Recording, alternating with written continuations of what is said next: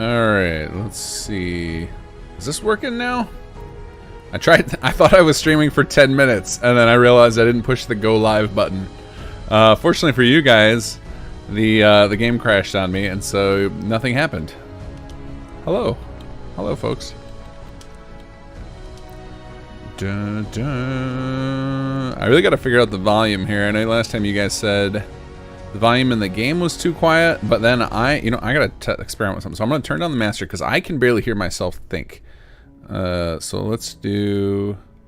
Hello. Let's try cranking up the output that... Because there's this thing that, what's it called? OBS can do. I can crank up the volume. So we're going to give the game plus 3 decibels here for you guys, but not for me. So tell me, how is the balance here? Let's, I think the best way to tell is for me to go talk to some NPCs. So let's do, I'll show you guys something funny while we're thinking around here.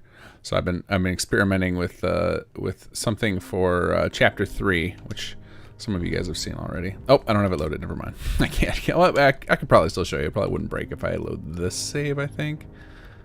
Yeah, we'll try it. Worst case scenario, crashes the game again. I'm a little loud on your end. Okay.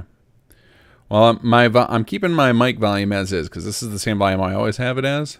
But I want to tinker with this, the game volume versus my volume. So we'll see how that goes.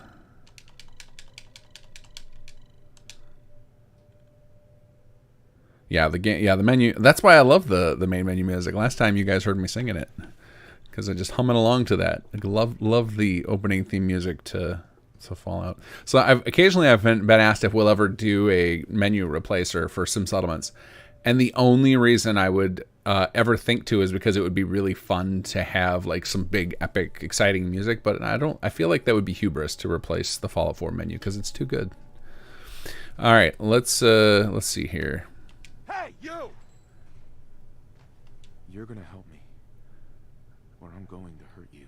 So how is the... Oh, you guys can't read that stuff yet. That's too soon. Let's see. Let's talk to some NPCs and test the in-game volume here. I need to put away this stuff. All right, there's some people up here. Hey! Hello. I just want to trade a few things.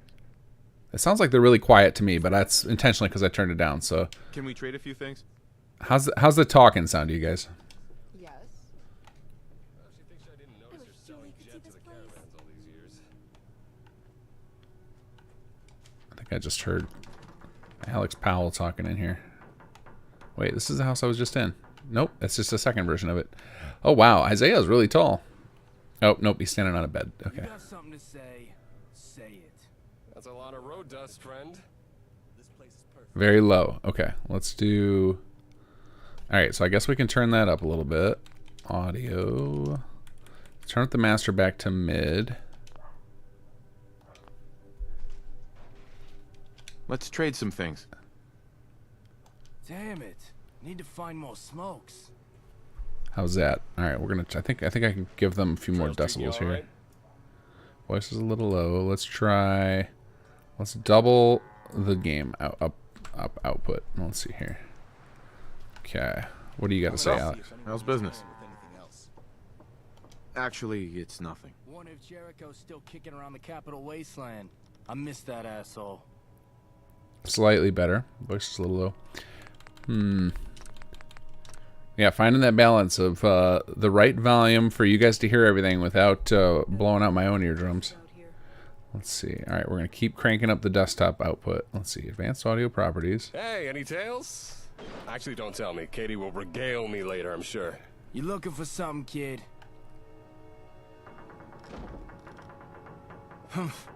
This would have been a hell of a place to take. I hope somebody tries. I actually don't remember what Isaiah's background is. I'd have to go dig How's up it the going? old documentation on the character pitches that everybody did. The faithless must be punished. Adam, may Adam bless you with his glow. It's good enough? Good enough? Okay. Let's see. Excuse me. I don't think we've met yet. I heard your radio beacon, so I figured, Barely hear why Isaiah. not? Anyway, I just wanted to say thanks for the opportunity. So, is there anything you need me to get started on? No. Not right now. Thanks. All right, just let me know. Okay, yeah. I mean, in the volume meters, it looks pretty good. Like the people are going into the yellow. I go into the red because I'm loud, but that feels like a good balance. Okay, cool. So let's load back into our end of session final save. For those of you guys who tuned out when I started talking, I kept going. Occasionally, I was doing some cleanup and stuff. Nothing major. Mostly got drowned into talking about various things. Let's see.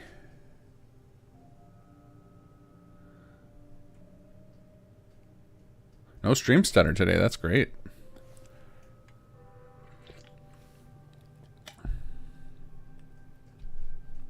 Sound volume is good. Awesome. Okay. Alrighty. Alright, well, we got a few more minutes before I'm going to get into anything proper, but let me kind of get my bearings again. Forgive me if this is a sensitive question, but how... Antisocial behavior will not be tolerated. That's fair, Mala. Is well. Now makes people tough. Now I'm wondering if I remember to disable. I think I saw the warning about. I definitely disabled our Chapter 3 alpha, so that's good. Hopefully, I guess. Hopefully, I'm using, or hopefully all of the code that I. So I posted a second public beta build last night. Did I fix this? I know I put it on my list. I don't know that I actually fixed it though. Of the thing where the items are getting from this room, all the lights and fixtures are getting put in this room. I know what I have it on my list. I don't know if I actually did it. I guess we can find out. Let's refresh again. Worst case scenario, I gotta turn off a radio. Let's see. Refresh. Nope, nobody joining me tonight. I haven't had a lot of time to coordinate with folks. I am this last couple of weeks of real life work have been pretty brutal. Just tons of stuff piling up on my desk I gotta take care of. Tonight though, I'm ready to stream. I got 2 coffees queued up. I've got my normal hot coffee, and then I got an iced coffee in a Yeti thermos. So if oh, I hear a radio. Hey, it worked. We must have fixed that bug. So that's good. I'm really curious about the resource totals, if I've got that fixed, because I've had an issue with my, if I pop into workshop mode, I don't know if it'll show it in here. Yeah, if you like add up the 2341, 962, 5326, and 666 or 6607, actually that might add up correctly. Let's see, 66653 would be 1109 or 119. Add 23 to that. It's close, but it's not quite right. Like the numbers don't add up correctly. That is something I'm hoping we get fixed here soon. I know we a CBR Gamer gave me some code to attempt to fix that. I don't know if it's working or not. Get this show on the road. Yeah. Okay, let's see here. What were we working on last? Let's check out. Let's see what we've got built so far. Main floor. So this view layout, one of the purposes of it is you can see what rooms that you have at least done the cleanup of, and you've like assigned them a purpose. It's also meant to help you if you want to track down a certain room. If you grab one of them, it'll put a marker on it. But let's see. So we've done those. We've done a lot of cleanup here. Living quarters, living quarters, living quarters. Lounge. Oh yeah, we've cleaned up almost the entire. So it looks like these 2 are still their original name. These are, let's see. Oh yeah, this upper balcony, this west one. I have the model files for it, but their scaling is really weird, so they are not implemented right now. The upper south office is west. So if you notice throughout, there's like a bunch of spots where there's just, it's either got a missing icon or it'll show a different room's icon, and that I think it shows the meeting room icon. That's because there's some scaling issues with the one we have in our collection. Yeah, so I've only got 1, 2, 3, 4 rooms that I haven't cleaned yet on the main floor. All right, that's pretty cool. Plus we've got this room, but that'll happen after we're done with the quest, which I think we got. How far did we get on that? We started working on that last time with Is a Doctor in the House? Okay, cool. So that is what we'll do today. We'll start finishing up that quest. Eyes open, friend. Always. Well, Nick, the rain from the roof is somewhat fixed. There's a couple of weird spots where... Help you? Wait, did he just have the brown face bug? Yes, he does. Alright, well, I guess we crash out and come back in. Because that drives me nuts. Alright, sorry, Mansfield. We'll be right back. Anyway, come on, load back up, game. The rain through the roof. There's like a few spots. One near the upper entryway, like the one that the door that goes out to the balcony, and then there's another spot in the hallways in the upstairs where the rain seems to want to keep sneaking through. I have no idea why. I think there are some flaws in the engine's collision detection for the weather. El Chulo S, did you say HQ can be attacked like settlements? Yes, it can, sort of. It doesn't use the same... The vanilla system has its own system.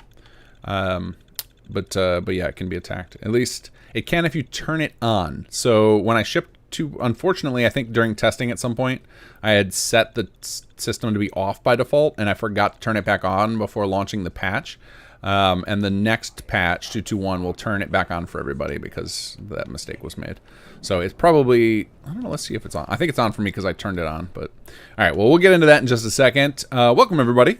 Welcome to HQ 2.0, where we're going to do some more HQ gameplay. I'm going to try not to cheat today. Like, I think last time I was cheating because I was just trying to show you guys some particular things, but today I'm just going to play it normal, and when we run into shortages and stuff, I'll go fix those shortages so you guys can kind of see the gameplay loop. I've got the only things I'm going to have on in the HQ. I'll go that in a second. First, I gotta cover one more thing, but I'll show you the options I'm going to have set for HQ, so if you want to play your HQ the same way I'm playing it, you can do so. But I'm going to try and play with as many of the rules on as possible, at least the ones that are enjoyable to watch. Like, I've got the timers off because it's not fun to watch me sleep a bunch. But alright, so those of you guys who are new to the stream, I am notorious for rambling on about stuff, which can be good for some things when you guys want to learn about background information and stuff, but it makes it real bad for me to pay attention to the game and to chat at the same time. So that is one of the only reasons I mentioned that, is that you'll learn a lot about the background of SS2 watching this stream, but I'm not really great at paying attention to chat, so that is why I tend to do chunks where I focus all on the game and then all on chat. So first half, I'm going to be playing the game. I might go longer today, actually. Like I mentioned earlier, I got double coffees here. I'm ready to go long tonight, and there's a lot to do in HQ. I want to play with this. I want to get this place looking spiffy.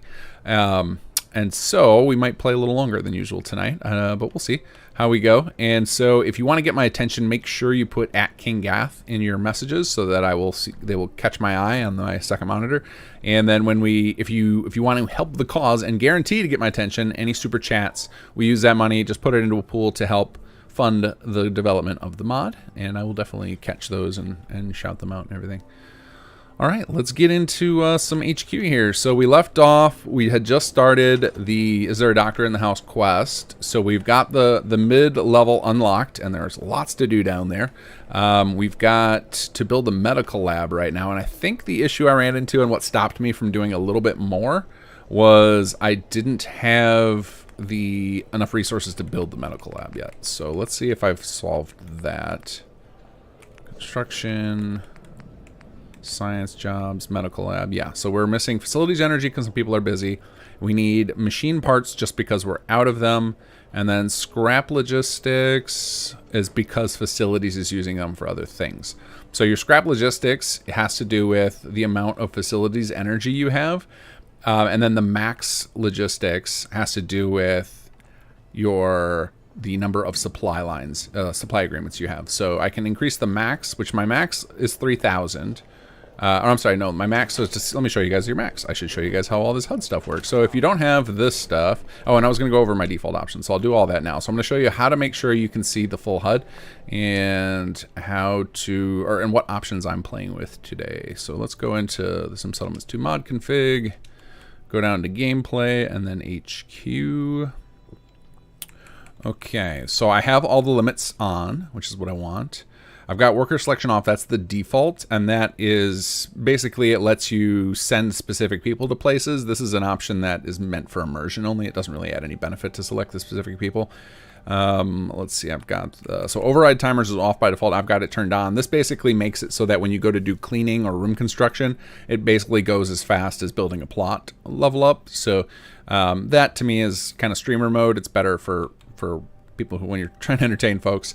Room construction costs I had off. I'm going to turn that back on so that we actually play this properly. And if we are short, like if we're short on machine parts, I'm going to go start getting some machine parts built. Let's get that solved.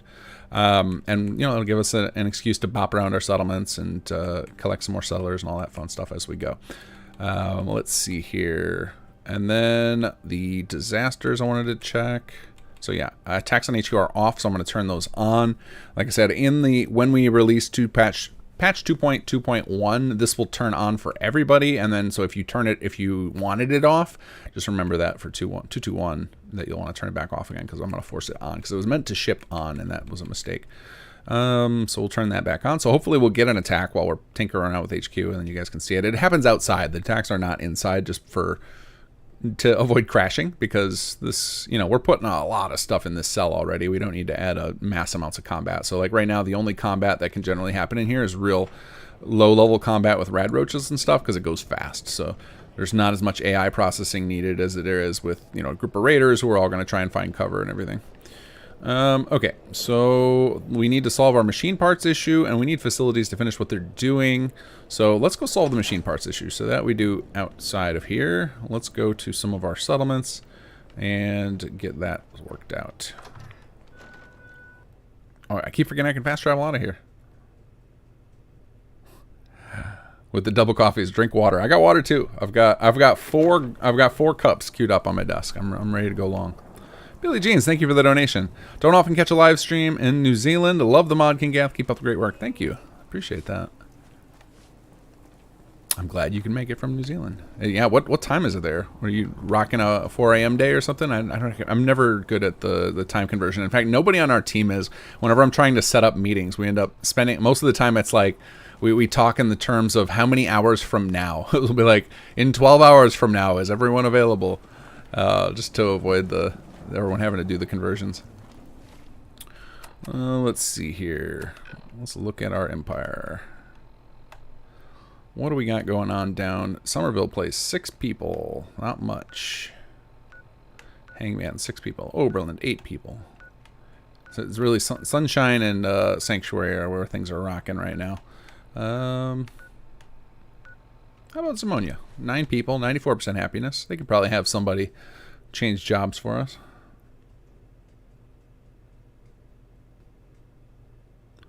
Oh, it's the middle of the afternoon. Okay. Middle of the afternoon the next day. You're in the future.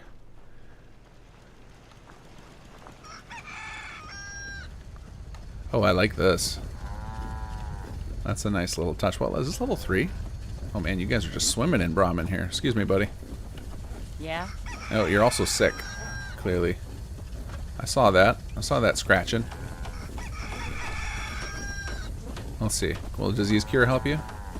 Without a known cure. Okay. Alright. What is going on? Why am I stuck on here? Move. Move, lady. Alright. Okay, we're gonna do it this way. We're gonna just activate the plot itself. Operational. Oh, that's not what I wanted. I want to do the view details. Here we go. What level is that? Yeah, it's level 3. I thought so. Oh yeah, the little flags and everything. Love it. Okay, what is going on here? Oh, did we just come across? You're the one I came to see. Oh, awesome. I bring purification for you and yours. The water? Yep, for you and yours. For drinking. You got people and land to tend. Can't do that without the clear blue. I know my way around a purifier. With the right machinery, I can draw a clear blue from cloudy brown. Long as you find me the right machinery. So Ventilator's kind of a funny story. I think the character got cooler because of it.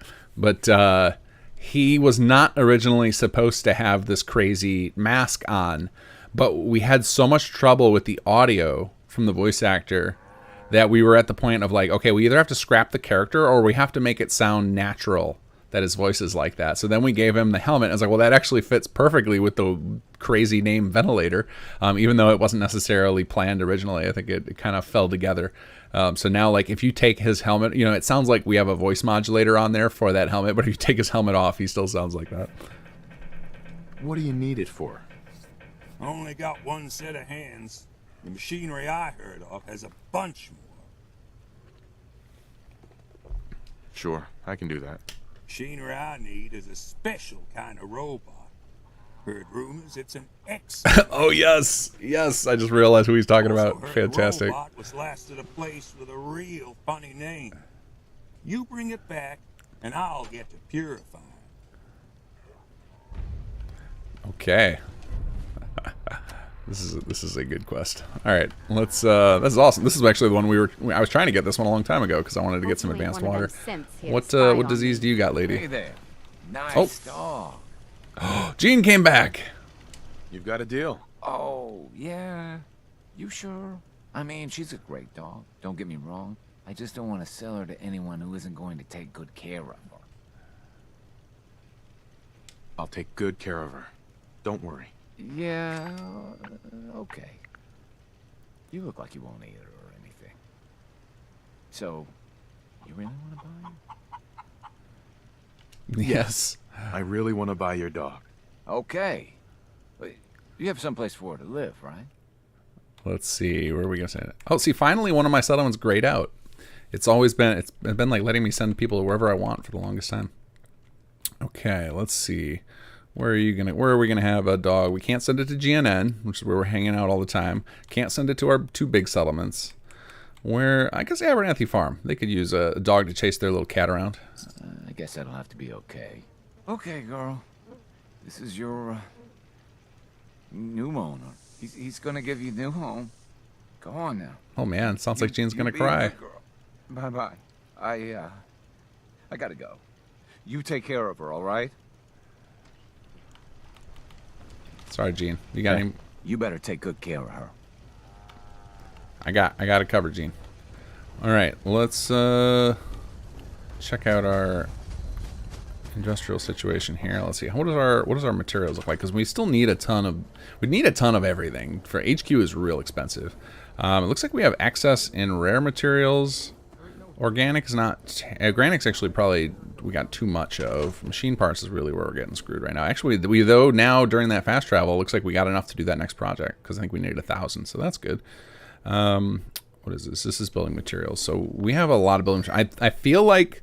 Oh, and the owner's incapacitated too, so they can't work. So we definitely need to get our medicine on. We're starting to get to advanced diseases here. All right, so is everybody working? Do we have any space for a job plot? Maybe we'll build ourselves a hospital here. Yeah, everyone's got a job. Not everyone's got a house, though. That's interesting. All right. Well, let's get you guys housed.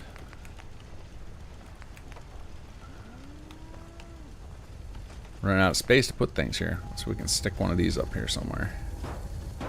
Oh, somebody's building away. Can we cram a interior plot on top of this? I feel like that's asking a lot. Maybe if we give it... Let's give it a little floor action. Aren't they the ones? Yeah, these ones. That work nicely. Yeah, there we go. So we'll stack that there. And then we'll do this right next to it. And then we should be able to snap an interior on there. Oh, I guess I can give it some walls too. Might make it easier to snap the plot on. Nope, this way. I don't know. Well, I guess I can solve your walk. Like, how are you guys gonna walk over there? I'll give you a real shady bridge. Nope, that's not where I want. I guess that'll work. Blocking this agricultural plot. Okay, we'll do that. And then this. The chances of that NPCs actually passing this are about 0, but I'm willing to give it a try. How about this? Can these snap together like this, right? Yeah, do like that. That's gonna look terrible from underneath. But if you just close your eyes and pretend that it's attached to that fence, that's much less bad. Although this part of the fence is terrible. Let's get rid of that. I wish they gave us more support beams in the default kit. to just like, you know, shore up bad building like that, or to hide it. Just be like, I just want people to not look at that. Just look away. You know what we can solve this with is one of those sideways walls. Let's see here. We're just going to cover it up so that from most perspectives, you just don't see it. And we'll call that a day.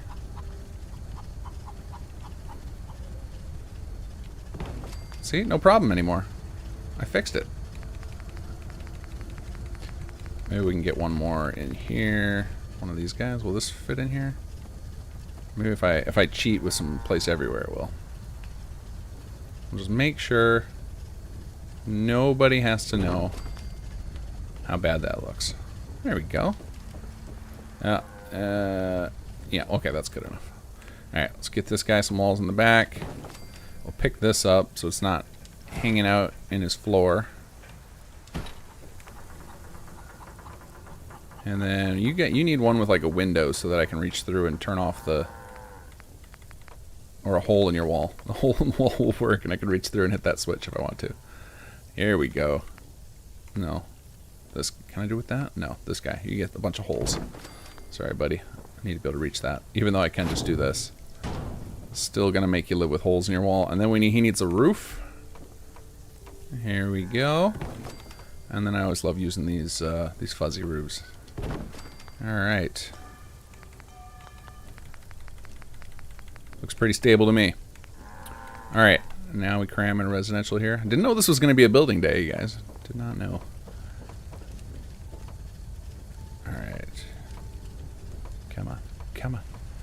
Interior plots are the devil. There we go. Alright, now let's go one more wall. With a nice window for you. There you go, buddy. I guess I can seal off this part too. Give it a little bit of privacy. You get half privacy. The rest of your place is going to be open for everyone to come visit you. Alright, here we go. Solved our residences problem. What are you guys building and failing at building over here? Let's try refreshing this plot. This thing seems like it's been stuck. Oh, I wonder if this is a another sick resident here. Let's see. Something definitely going on with it. Alright, sometimes you can fix a plot by picking it up. If I can find the actual plot here. And set it back down again. See if that unsticks something. I don't see there's the sensor. Alright. Plot's finishing operation. Try again shortly. Alright, that one might be toast. That one might be getting nuked here. Alright, I think we can squeeze it. So these guys have a serious illness problem, so I think we need to get them a hospital. There's probably none. Actually, I think I only have one hospital, and it's in Sanctuary, which is not in range of anything this far to heal people up. So if you guys haven't played around with the hospitals, basically they speed up the recovery of people with unknown diseases by quite a bit, and they have a range, so they will actually affect multiple settlements. You don't need to have one in every settlement, so this will probably affect a couple of other settlements in range. In fact, it would probably be smarter for me to put this in. Let's look at our map here. So if I go to show supply lines here, I would say if I want to get like all these settlements out here, I bet if I put one in Taffington, it'll cover County Crossing, Starlight, Ten Pines, and Outpost. So that's probably what I'm going to do. That will make more sense. I'm building it here, and I think these guys are going to get, I'm going to queue them up another industrial plot. Well, let's get you guys set up with machine parts, since that's going to be one of our problems here real quick. Right. God, that looks awful. I'm not a huge fan of these big concrete slabs. They're like they look fine when they're level, but man, with all that concrete jutting out like that, it's just most places does not look great. I guess I mean it'll look fine in like a dock type settlement. Just here, it's not working for me. So we're gonna swap that out for a what do you call it? Wood stilts. Those I love. Those I love. Customize plot, change foundation, and wood stilts. There we go. There we go. Much prettier. Much prettier. And we'll give them some stairs. Choose building plan. Alright, let's see. We want machine parts gathering. There we go.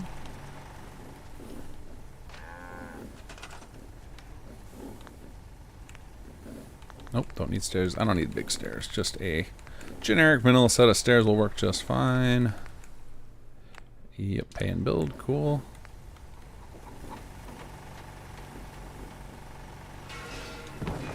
There we go. Now you guys have someone accessing these Brahmin. They're never getting out of there. I guess that was not a very great design decision. But, I guess they get to go out the back door. You guys have to walk out this way. That's fine. There's totally a path there for you. You guys can figure it out. You're smart cows. Alright, let's... You guys need defense too. Okay, let's get you guys another martial plot here.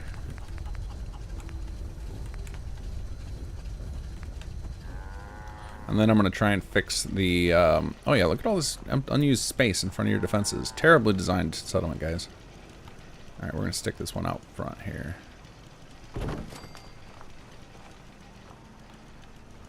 Connect you up to the little grid. Probably not powered. Oh, it is. Shocking. Okay, and then how about our... Speaking of powered, how's our machine guy? Does he have power right now?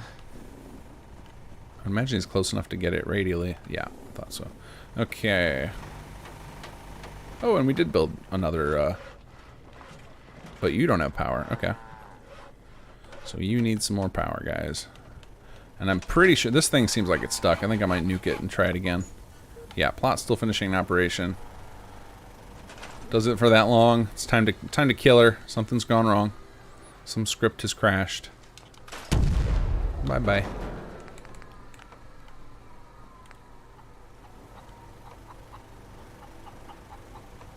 Alright, where is the... I think I need to bring back the immersion breaker for you old schoolers. Where you can just force a plot to refresh even when the menu won't come up. Because sometimes that's just necessary. Sergio Solis, thank you for the donation. Appreciate that. That is fantastic.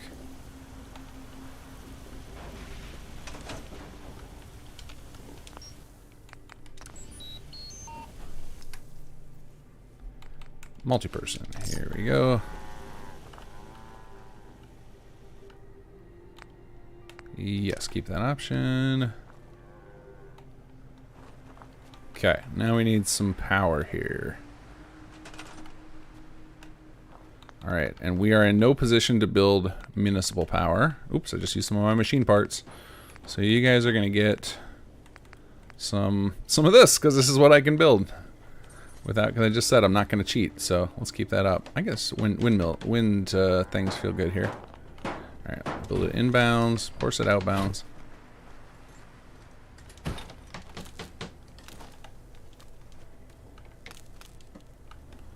Oh, come on.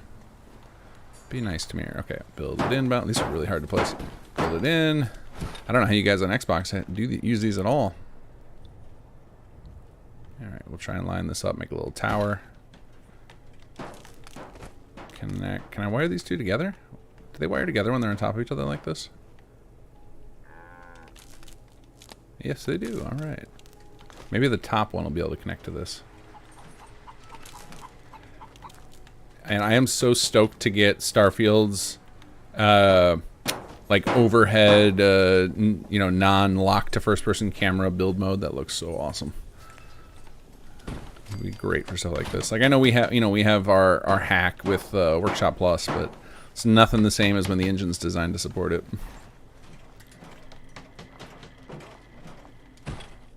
Nope. All right, let's see that. Okay. Was that enough for you guys? You know your yeah, that was enough. It just needed a couple more. Okay, so we have a good. Our grid's good here. That's good to know. All right, can we build these power poles here? One of our big tall guys to connect the rest of those to the system. Oh, this one looks like this is like the first time I've ever felt like this is the right power pole for the place. This is one of those ones we added where I'm just like, I mean, we can do it, but should we? I don't remember who had to do it, but I just told him, go ahead and find whatever power. I think it was Cube, who used to help me with all sorts of random projects on the team. And I think I just told him to grab anything you think would make a nice power pole, and I did the the necessary NIF logic to turn it into one.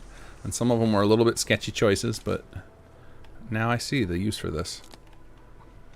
It feels good here. Oh, are you kidding me? Still not going to work? After I talked you up that much? Power pole? There we go. Okay. Alright, well he's powered. We got some new things to look at here. Defense is up to... Oh yeah, that fixed it. Holy crap. Okay, awesome. Happiness is good. Our cleanliness is terrible, which is why everybody's sick. Alright, I think... This does not look like an ROTC city plan to me. So let's go... Can't talk now. It looks like you're just standing around, lady. Where's our desk? Let's see If you here. ain't been up to see Grey Garden, you should go. Oh, look at this poor Whole poor place guy. is run by robots.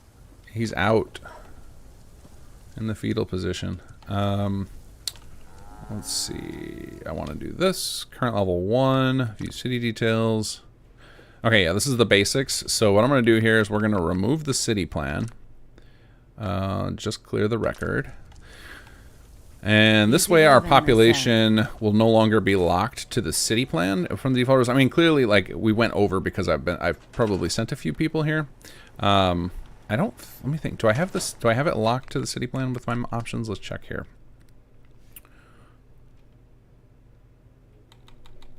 Let's go in and look at our gameplay options. These are options I haven't really fiddled with here. I might have to do it on the local level too, because this was using a city plan. Anytime you do, if you ever get weird behavior in one of your settlements with a city plan where it's like, this isn't matching what I remember setting in my options, sometimes you need to go check the terminal at the city planner's desk. I'll show you that in a second. I'm just checking my general options to see if I have anything that would make me think that this is, the recruitment is capped in some odd way. Let's see. Recruitment, limit recruitment by city plan. So that's on. So by turning that off, or I'm sorry, by taking away the city plan, now my settlement can build up to the extra space that I just built up. So if any of you guys have, the basic idea was once you put a city plan in, the idea is you're not going to mess with it anymore. For most of you, this is why those default options are set. But if you're doing like I am, where you're tinkering with it, the reason I removed the city plan is because it's a single level plan and it's already built. So I don't really need the plan itself anymore. If this were a 3-level plan and I did that, it wouldn't level up anymore because without the plan, it can't. So this is a little hack for the advanced player. Let's see here. Out here, you gotta take things one day at a time. You got that right, lady. There was something else I was going to do over here, and I just totally blanked. Oh yeah, I was going to show you guys the local settings. So you can go use the terminal here, and there's an option. Now, occasionally I've seen people show me where this option shows up on your holotape and your Pip-Boy as well. It's not supposed to. So the Pip-Boy has certain limitations. It can't do the same stuff as a terminal reference can. Unfortunately, just like a technical limitation with something Bethesda put in place. But if you go to local settings here, every time you set up a city plan, any of these options can end up changed depending on a setting called involvement, which I'll show you that in a second. So if you're getting weird behavior and your city plan settlement is operating differently than what you set as your options, go check in here and see if that's why. And I'll show you the setting that does that. See, I had this a brief conversation with somebody on our with CBR Gamer actually on our Discord about how one of the downsides to making a game or mod so customizable is that it actually starts to become, you know, it's cool they have access to all options, but it becomes very difficult to keep track of them all, and then like there's so much things to read that it can actually be like it can kind of backfire in a sense, which is one of the reasons that we came up with this involvement setting. So involvement right here. So the idea with involvement is whatever you have this set to, whenever you build a city plan, it will build or it'll set a lot of the local options so that you can have that amount of involvement. So I have default involvement of none, and that means I don't intend on getting involved in my city plans at all. So you just set the settings so that I don't have to tinker with my city plan settlements. But now I'm obviously changing my tune. I'm in here tinkering with them. So now I have to be aware of, that some of the local settings might be overriding my global settings. And if you don't want that, if you want your local settings to always match whatever you have globally, then you would change the, what would you change it to? I think we used to have an option called use global settings, and we don't have that anymore. So I'm going to put that on my notes to add back. I think that was in SS1 and we didn't have it here, but basically you would, if you put it on like full, it should enable everything, but maybe that's going to be stuff you don't want. But I like the idea of having a involvement setting where it's like, just don't mess with the settings. Like, just assume that I want my city plans to operate the same as my other settlements. That seems like a reasonable option to add. So let's put that on the list of future features. So add use global settings to involvement.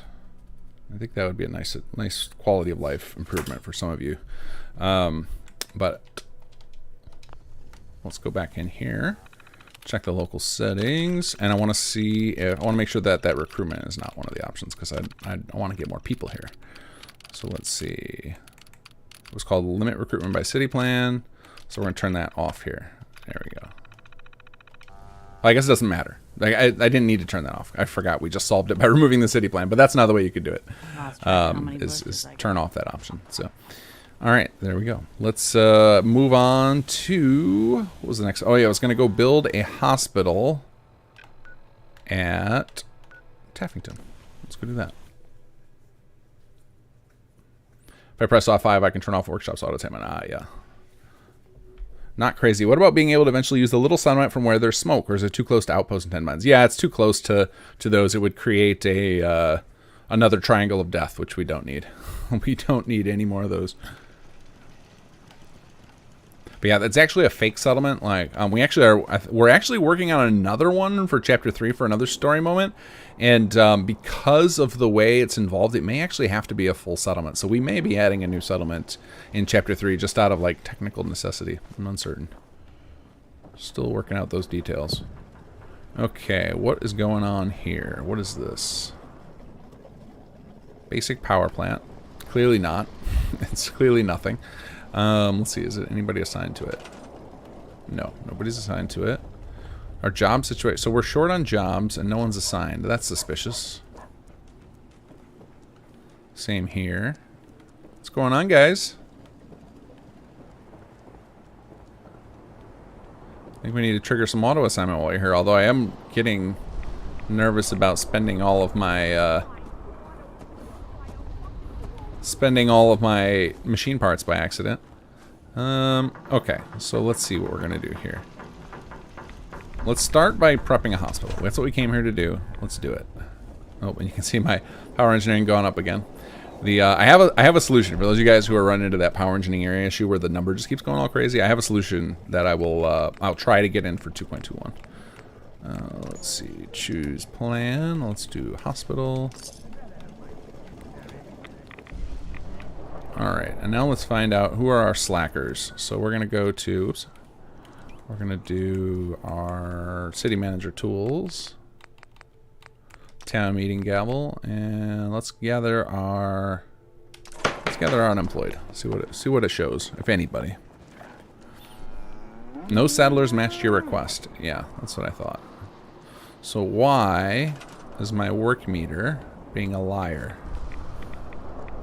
Let's see. So you're a farmer. Jason Locrance, thank you for the donation.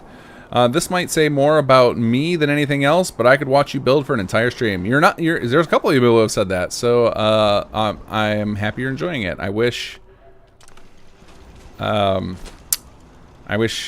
I felt the same. I feel like I don't want to watch other people build, so I don't want to do that to you. I don't want to make you guys watch me build for a long time.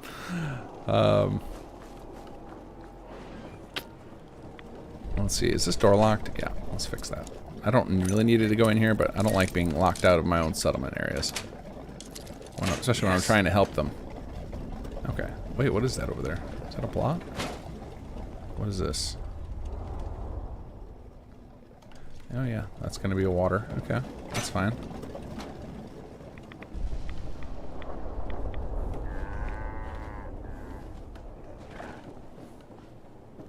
Where's everybody else? Oh, you're not a settler. I didn't know I had power armor here. Upstairs, maybe? Oh, here's somebody. What are you doing? Oh, I guess I should just... It's easier to go... Okay, you're the carabiner. That's easier to check than the assignments. Let's see. You're a farmer. Okay. What do we got here? We need some defense. What are you? Farmer. We got lots of farmers here. Hope you ain't here for me. I'm very curious why the HUD's not updating. Oh, there it goes. It was just stuck. It was just stuck for a minute. All right. You guys have a lot of farmers. Oh, here we go. Unassigned settler. Wait, no. They just updated to farmer right as I clicked on them. Let's see here. So you guys have 11 food to 7 people. Let's see who we can afford to give up. Whoever, I need one of you that has less than 4 endurance, and you are going to be, you're going to suddenly become a hospital employee. You got 3 endurance. Ain't looking for trouble, I hope. What have you got? 3 as well. Okay, well either of you will work fine. Can't remember the last time I had. You're just standing out here, so you're our doctor now. I feel like I need to give you some better clothes because I would not trust you to treat me looking like that, buddy. Alright. But I'm not here to play dress up, sorry. So if you could you acquire some better clothing next time you get a chance? Thanks. Something to look the role. Okay, we're not ready for commercial yet, so I'm gonna switch these guys over. So we'll go customize plot, change plot type, go to industrial. This is gonna be our industrial building. We'll get some commercial plots eventually, one day. They're definitely the low man on the totem pole, because they have very little utility right now, because there's not a ton of use for caps in SS2 for now. We have a solution coming for that. Got it. All right, not choose building plan. Customize plot, change plot type, industrial. All right, and then we're gonna make sure we need machine parts. So time to start making mass amounts of machine parts, guys. Get to it.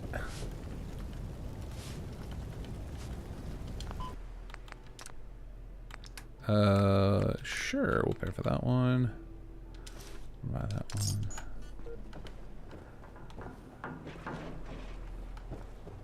What's up here? Is there more? Is this more commercial? No, this is all residential up here, right? Yeah, okay, that makes sense.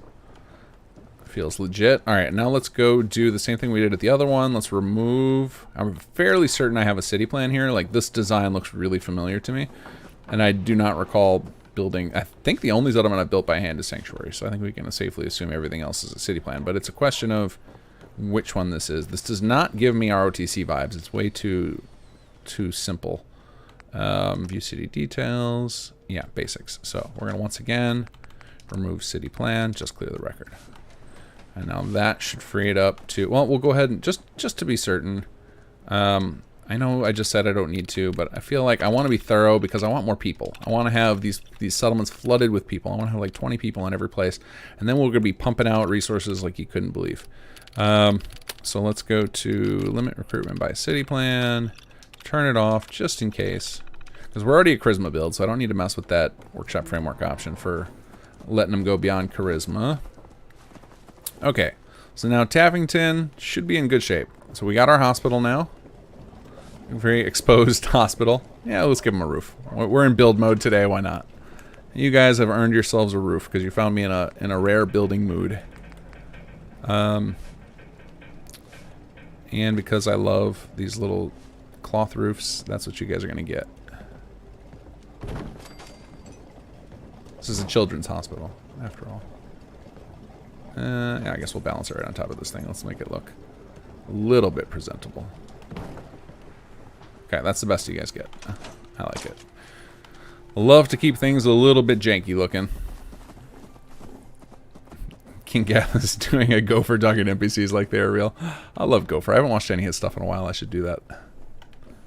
I was trying to watch his VR Skyrim playthrough, but watching my own VR makes me nauseous. So watching someone else's VR makes me want to puke. It is no good. Looks like you guys also need... Everybody needs... I guess that makes sense. Everybody needs... Now they're building up, they all need marshal plots. That is not unreasonable. They also need housing. Okay. So, let's start them out with a nice CPD building. Right in the bushes.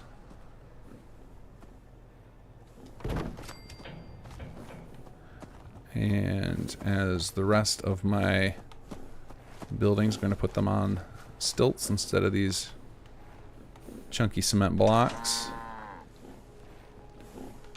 I actually think this one could get away with maybe some gravel. Let's see. Customize plot. Change foundation. Gravel terraformer. There we go. And then I don't have to give it stairs. Hey, look at that. There's some gravel right there. I called it. Come on. Build the edges. There we go.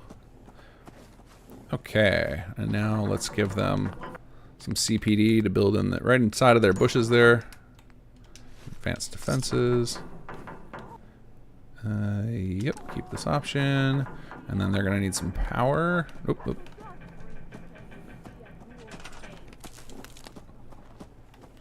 Cool. Alright. And pay and build. Okay, only 18 machine parts. I can afford that. And then we need some housing. You guys need like a multi-person for sure. And I think we're doing more rooftop building here. Let's build it right up on here. So we'll get them some stilts. We'll just do another, no one has to see what's inside. Nobody look in here. Pretend it's okay. Although they are going to build plots in there at some point, so maybe this is a bad idea. Alright, we'll go scout around. I just realized I forgot there's a couple plots. There's at least one plot in there that would be nice to have built. Oh, here's what we can do. We can build a little dock. That'll be nicer. And they will travel through the forest here.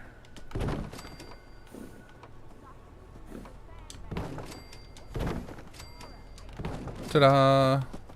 Instant plot place. Alright. Actually, we'll just finish it off in preparation that we're going to want another one. So you.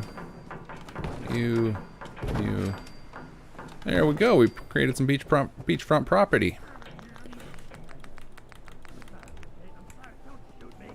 Alright, face this way. Yeah, we'll just go ahead and build them both. They're not that expensive. Despite being short on machine parts, we're doing really good in the other category, especially organic. I'm surprised. I'm shocked how much organic material we have. I don't know if that means we overdid it on it, or if we're not spending it. Like if I have too much of it built, or there's just not enough to spend it on. Oh, did I just hit? I'm not sure which option I hit there. Let's try that again. All right, choose building plan. Okay, there it goes. Multi-person. See what it picks. Oh, they built that immediately. Okay, cool. Yes. No, we want a different option. Problem signing building plan. Yeah, I told it no. We need to pick one. We need one that supports more people. So let's do Wasteland Manor. Sure.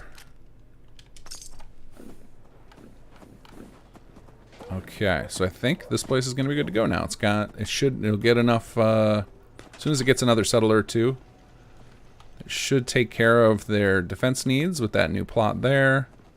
Power is going to be a problem here for upgrading.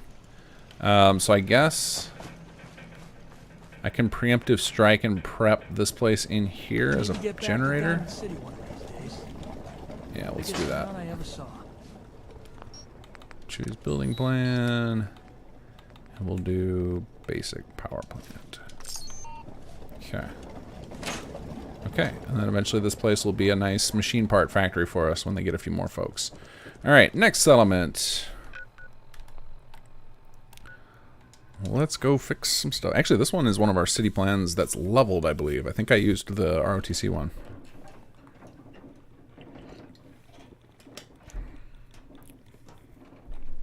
Z Games, do you have a favorite vanilla faction? I find myself siding with the Institute far too often. I think just in general I like the Brotherhood the best. I think that they like, you know, they're kind of the poster children for Fallout, the franchise, and I have, while, you know, you could argue that they've had better incarnations in different games, I don't know, just generally like them. In this game I find myself, because I tend to just always RP as the guy, like I don't play with alternate start mods. So I just, when I am in an RP mood, I don't tend to do it like, I don't tend to just ignore the fact that I watched my wife die. I tend to always just play the pre-war guy who woke up post-war and how is he going to handle that. And I don't know. I imagine myself in that scenario, and if somebody offered me, like, you know, all my creature comforts, it would be hard to resist that. I think I would, like, mentally find a way to justify it no matter what they were doing. And they don't show the Institute doing a ton of terrible things in here. Like, there's, you know, only a couple of times do you actually see the synths replacing people. I don't know. I think that there's gray in the Institute where I could justify it for myself to be like, yeah, I want to live in this super sci-fi underground world far away from the horrors up here and just pretend that none of that exists. Like, I feel like that's how, because it would be so surreal to, like, realize, wait, I just got screwed over by Vault Tech freezing me without my consent, and then I wake up and my wife is, like, you know, you'd just be so mad at the world.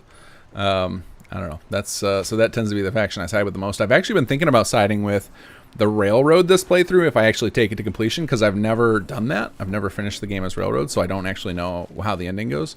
As far as I know it's, you know, the ending's always the same for everybody, or approximately. You know, you blow up everybody else, but how you get there, I would like to see. Like, I've seen some of the scripts in the CK, so I have a rough idea what happens, but it would be fun to play that. I know that's not answering your question, but this is how my mind works. I let it wander, and we see where we end up. All right, let's go up to check the city plan situation. This is definitely our ROTC build, so I do not need to... Whoa, those are right in my face. Don't need to remove this. But just to confirm, yep, ROTC County Crossing, population 5. What is the X out of X in here? X out of Y. So we're at 5 out of 26 supported. So yeah, that is, you can see we're at 24%. So if you've ever wondered how to read that HUD on the left there, what it will do is, so on the far left of my screen, just above my food meter, you've got the little Vault Boy waving, then 5 out of 26. That means there's 5 people here. This settlement as it stands could support 26 people, or I'm sorry, not the settlement, the city plan. So sometimes it will show the settlement count of beds and stuff, but if you have a city plan, it'll show the amount the city plan claims to be able to support, which this one claims to be able to support 26. I don't believe that that's the case right now. I think that might be a matter of when we originally designed it, it had a bunch of multi-person plots in it or something, and so if you had designer's choice, that's one of the fickly things about the where we get that count, is it has to be set at the city plan level. For those of you guys who are city plan makers, if you ever want to change that, you can actually do it pretty easily in Xeditor, the CK. If you guys, those of you guys who are into that stuff and you want a way to change those numbers, just bug me on Discord and I will eventually write up a tutorial for it, because it's pretty straightforward. I might have already done it, to be honest with you. I might have already put a tutorial up, because there are a bunch of tutorials up on the wiki for city plan stuff, so I might have already put that there. But anyway, so I think that's wrong. But so that's what it's showing you, is how many people you have versus how many the city plan claims to support at this level. Then you have a little city icon, then the level. And then next to that is what changes all the time. So the first time you see that meter after you build a city plan, it'll have like a little clock, like a little stopwatch, and then a percentage. And that is showing you the minimum amount of time that has to pass. So once that gets to 100%, then it starts checking other things. So right now, it's checking for population. You have to get, it might seem silly to put a percentage of population there when it's like, oh, I could just do that math in my head. I'm 5 out of 26. And so I could say one of two things. One, like, oh, well, maybe you don't want to do the math, but really the reason that percentage is there is because you actually only have to get to 80%. So if we get to about 20 settlers or 19 settlers, then it will show 100% for people. Then after it's done with people, the next thing it checks is, do you have enough junk? So then that icon can finally become a little scrap icon in red, showing you don't have enough, your people don't have enough stuff available to actually upgrade to the next level. So our problem here is population. So that leads me to believe, since I have all the rules set to not worry about needs, my gut says we don't have a working recruitment beacon here. So let's dig around and find that. So here's our beacon. Let's try turning it off and see if we lose the radio signal or not. I did not see one go away. So is it powered? Yes. Okay. All right, just to be certain, I'm just going to build a second one because I want to make sure we get more people. And I feel like I've had this place built for a long time and have seen No new people. Okay, I guess all we can build is windmills because that's all the. What is the requirement for this? It's just ceramic. I just need some toilets. Oh yeah, I remember at one of the episodes I was running around trying to find toilets. I remember that now. All right, well we'll use windmills. It is. I like the look of them. So we're gonna stick them outside though, because this settlement is very thick with stuff when it gets built up. So we're gonna plop you there, and then we'll just make this a. He can have his own private beacon. Oh, I need ceramic for this too. All right, toilet hunting we go. Are there any toilets that got left behind here? My bet is no. Actually, do they have scrap stations? They have scrap stations here. I bet I have something in my inventory that's got it. Or is that one of those things that requires... I have a perk. Isn't there a perk? Scrapper, right? That lets you get some of that more advanced stuff? Screws, aluminum, and copper. Are there other... Is ceramic considered an advanced one that you need, or is it a basic one? I think I was planning on getting this perk anyway. Like, I think I actually upped my intelligence so I could get it. But I'm not going to grab it yet. Farming's as honest work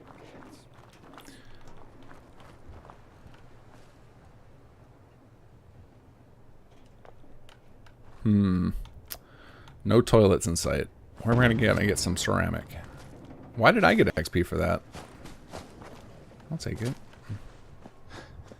I just said at the beginning of the episode I'm going to try not to cheat, so now I feel like compelled to continue that thought. Wait, who's this? Whoa! Well, you survived. Excuse me. Oh, it's Hesper. I'd like to go fishing, but I need to check the rad count. Would you mind loaning me your Geiger counter? Mine is in the shop. Good to know they sent a professional. Told you we'd meet again. Ah, see, this is the best. Running into our characters organically instead of through the RON. It feels really cool. You can call me Spincast. I have a recurrent problem. HQ said you might be able to help me out. With the switchboard down, it's vital we keep routes open for our package delivery. We call the most important waypoints our fishing holes. I need you to take a tackle box to one of our fishing holes, then swap the new one out for the old. What's the catch? I love a good fish joke. Oh, for real? Well, it might be dangerous. Pack spare ammo and stim packs. All right. I'll do it. Great. When you're done, bring me the old tackle box and I'll get you some hazard pay. All right. Where do you got us clearing? Is it close? Where is that? Down by Jamaica Plain. Well, we're going to end up there eventually. Okay, well, I actually just came. I was going to go in here and just look around for some ashtrays. Because I feel like the recruitment center, they're 100%. They're smoking in there. Shot glass. Oh, you know what? I remember last time I left here, it crashed. The vase, that might have some... that might have ceramic in it. I don't know if they... I never remember how realistic they were with their scrapping. I know there's tons of mods to try and fix that.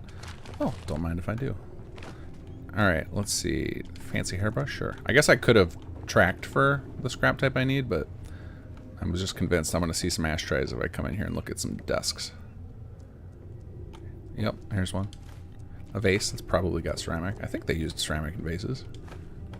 And... a cap stash, okay. Always got to take desk fans. And while we're grabbing junk... I feel like I'm getting the authentic Fallout 4 experience right now. Trying to build in build mode, run out of stuff, and go out and get it. I'm like playing a real survival game right now. Right. Oh, you're faking. What a liar. Alright, let's see. I didn't need the actual cigarettes. I want the ashtray. Okay, that should be enough. I only needed like 6 pieces to do all the things I wanted to build. Alright, now I'm going to quick save because I distinctly remember crashing over here for some reason when I exited last time. Coffee cups, you're right, that's another one. Coffee cups, vases, ashtrays. Yeah, coffee cups. Kenneth Creason is a retired U.S. Army soldier. I always play as the male. I can relate to him, and I sided with each faction one time each for a playthrough, and now always sided with the Minutemen. All right.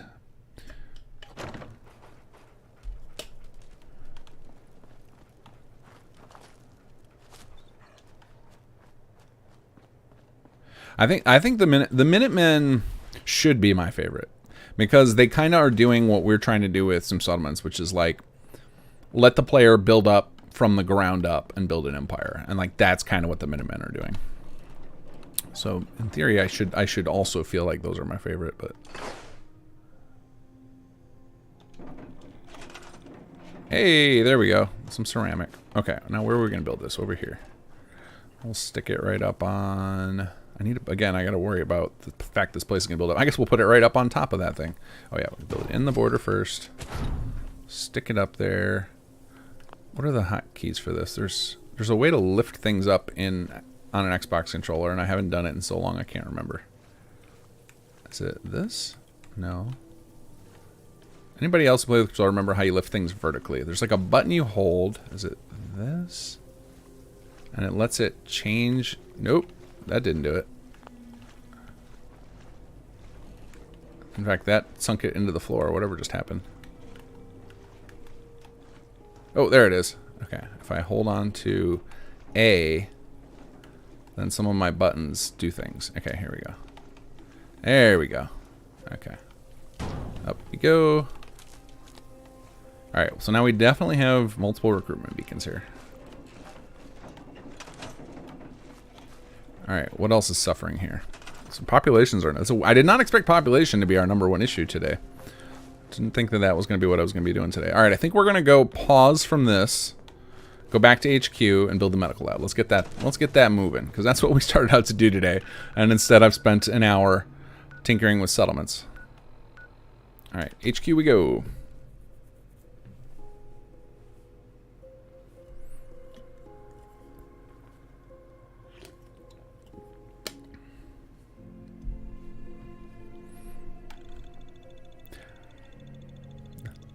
A red pepper, that's actually that's a great organic systems at play thing happening there. He's talking about Sneak. It's a Sneak who comes in and challenges you to a fist fight and calls you a cheater. Sneak in his save, grabbed power armor, and that's awesome. Okay, medical lab. Let's go. Pop in. Oh, we need living quarters here too, it looks like. Let's see. Facilities. Construction. Science. Medical lab. There we go. So we've got... See, look. Okay. So you guys know what I'm talking about with the machine, with my numbers not adding up correctly? Like it shows I have 1043 in my... on the right, but it shows 2086 here. That's like clearly doubled though. So that could be a matter of... It might fix itself when I pop in and out of workshop mode. There it goes. Okay. Yeah, that was like, I was like, that was suspicious that it was completely doubled. Okay, so I need more scrap logistics. So let's do... Oh, I remember what I was going to show you guys something else with the HUD, and then I got distracted with 12 other things. So let's go do that now. So let's go to Sim Settlements 2, hotkeys, and if you go down to HQ hotkeys, here we go. So if you go to this one, toggle all extra HUD data available while in HQ. This is one of those things where I don't have a good way to display this for Xbox players yet. That should have been in the 2.0 update, but I honestly forgot about it until today while we were doing this. This information right here can be pretty useful if you're trying to track stuff down. Like, it's obviously not necessary to keep moving, but it can be useful. So these little meters, I think I tried to explain in another video, and I had forgotten what they all did. And mostly that was because I knew they were bugged anyway at the time, so I just moved on. But those columns, so on the, let's go over this whole thing. I wish I had like a, I wish you guys could see my mouse. Is it possible for me to get my mouse to take over? No. Okay, so the far left, the little icons. So we're talking about bottom left of my screen now. The little, the meters where in your settlements, you know, that's your food, power, water, etc. So in here, it's similar. This is instead represents your supply usage. So this is how much stuff you're using from your settlements on a daily basis, and then how much stuff you're using for projects or maintenance, and your max supported for them. So the leftmost column from top to bottom is your caps, then your scrap, then your food, then your water, then your power. Then the next column is how much you're using repeatedly every day. That's what the little cycling arrows mean. Kind of, it's like daily. It's upkeep in effect. So we're using 0 caps daily, 0 junk daily, but we're using 25 food and 25 water, which is our people. 60 power right now. I think we're actually using more than that, and I think I need to refresh some of my rooms. But that I'll leave it like that. I'll take it. I'll take the 60 power. I think it goes up quite a bit when we build up medical lab, which has 100 power usage. Next we have the little timer. That means temporary. So the little timer symbol. So we're in column. So first column was the symbols. Then we had our meters. Then we've got our daily usage column. Now we're in the second column of numbers. That is your temporary usage. So that would be like your project. So if I start a project right now that required some food or water or caps, those numbers would go up. And that means that is just being used for now, and then it'll go down again. Then the third column of numbers is the two of those combined. So it does the math for you. Then the next one is this is where you see those things like scrap logistics, power engineering, things like that. So that's what these numbers here are. So I've got a max of 2,100 caps I can spend per day, and that's handled by my security department. That's by that little security icon that you can see that's kind of faded.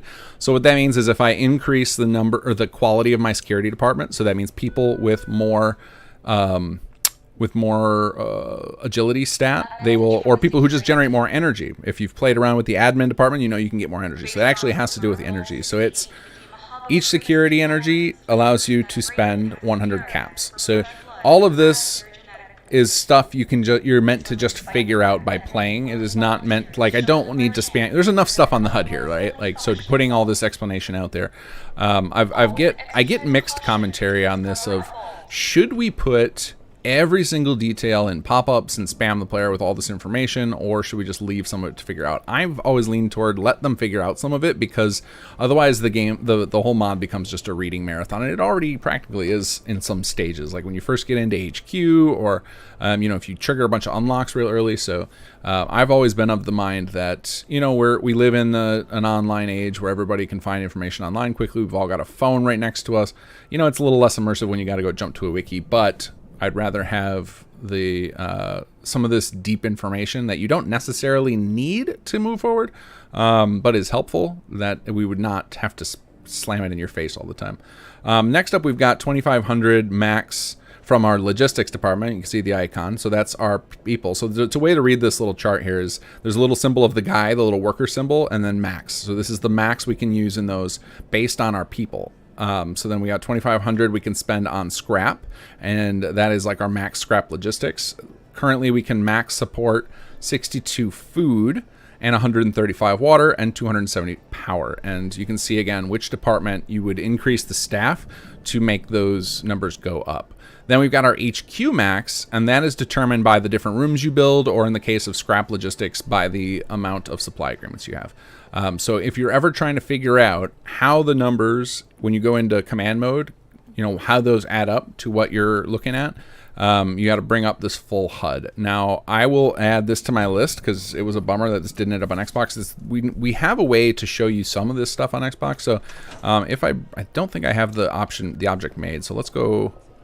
I'm trying to think if there's any way I can craft it. Next time I'm in a settlement, or if I forget to, somebody who's an Xbox player, remind me at the end. I can show you guys the object you can use to get the HUD information on Xbox. But I need to add, and maybe I already have it and I've just forgotten. One of you guys are spamming that in chat at me. Let's see, add full HQ HUD access to Xbox. Okay, added on my short list of things to add to the mod. All right, let's pop in. I'm going to pop in one more time again and check and see how things are standing. Okay, so if we go, I want to bring up the K one more time.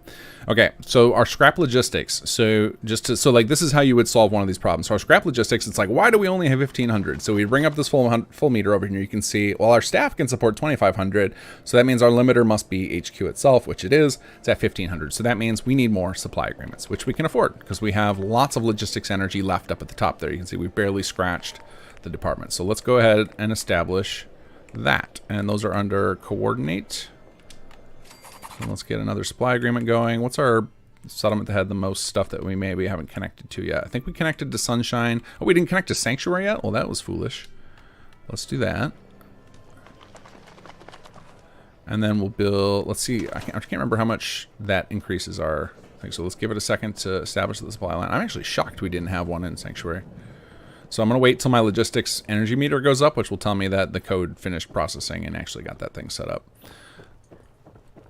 And in the meantime, we'll wander around and listen to all of our settlers.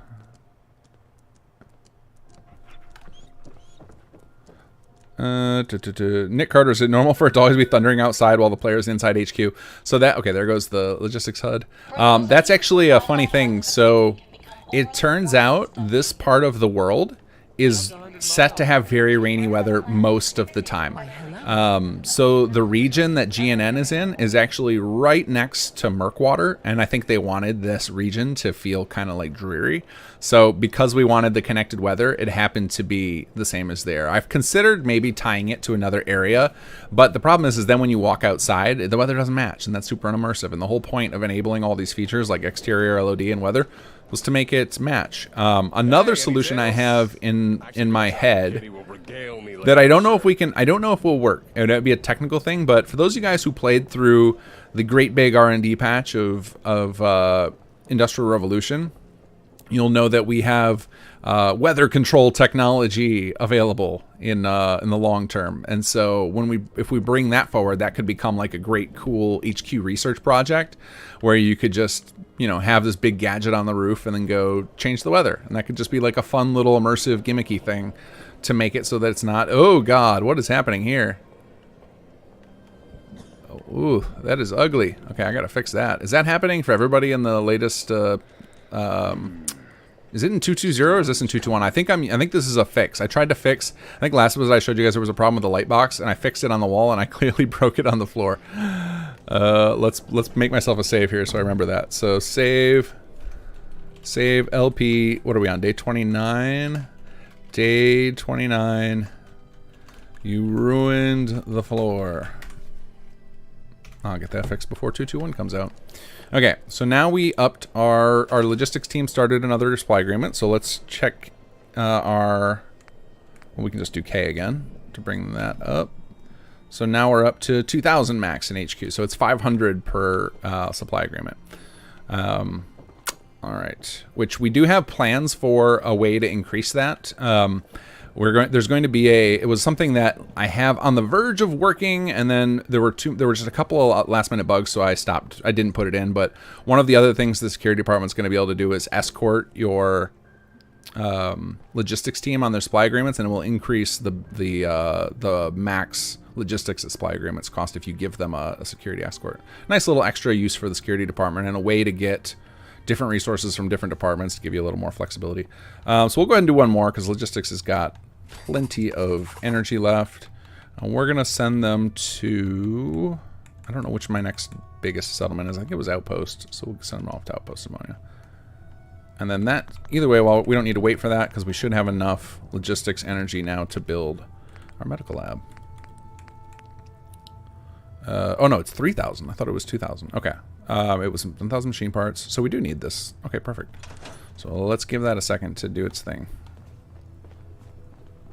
Oh, I got all sorts of messages to catch up on. Let's see. Yogi C, I think that's the same one I mentioned in the next patch beta thread that you tagged. Oh no, into. Okay, cool. Excuse me. I know I responded to a couple of your messages in there, Yogi, but I missed like a whole page of responses that I haven't responded to because my work has been just brutal this week. Which I was due for a big week because I had spent way too much time on the HQ patch and ignoring projects that I shouldn't have. Okay, so I think, so that brings us up to 20, does that bring us 2,500 or does that bring us up to, yeah, 2,500. Okay, so we need one more and then we'll need up the staff a little bit to get to 3K. Anyway, I was due for a long work week and I have not had a chance to read all of those responses. Oops, I accidentally toggled one of my reports. There we go. And of course, my numbers are all screwy again. There they go. Okay, so let's build, we want another supply agreement, and then I need another logistics staff member. At least one more. Let's go coordinate, supply agreement. Who do we think is up next? I'm gonna go with Taffington, because I just built those machine parts plots there. And now we need to find somebody else to work in here. Actually, what I probably should have done is built another living quarters while we have all these staff just standing around. A message from the security team. Well, let's see. What's the highest endurance we get? 4? That's it? I guess they're not adding anything to facilities either, so... Yep, you can come work here, buddy. So that's going to leave us probably 1 short. Let's see here. Wait, why did it go to 1 person? There it goes. Now it's going up. Oh, yeah, it's just going through the motion of assign, unassign. Oh, did I hit the max of... I need to build more logistics rooms. Oh, no. Alright, let's do this. Hop back in here. We just caused some chaos in our logistics department.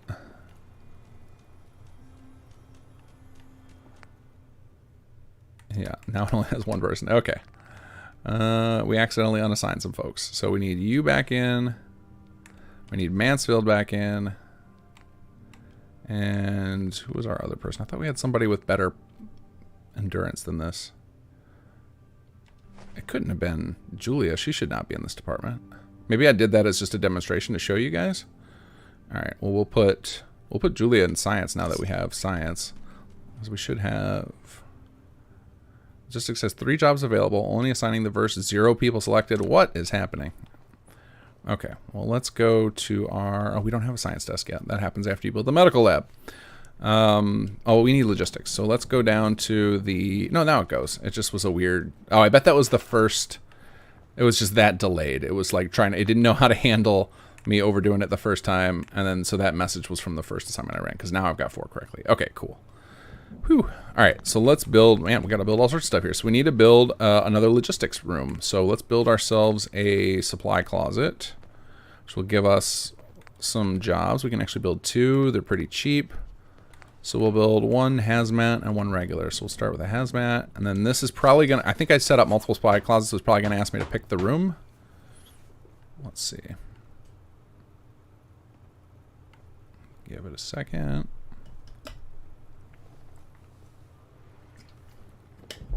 I thought I had multiple of these set up. All right, I'm going to exit out just in case.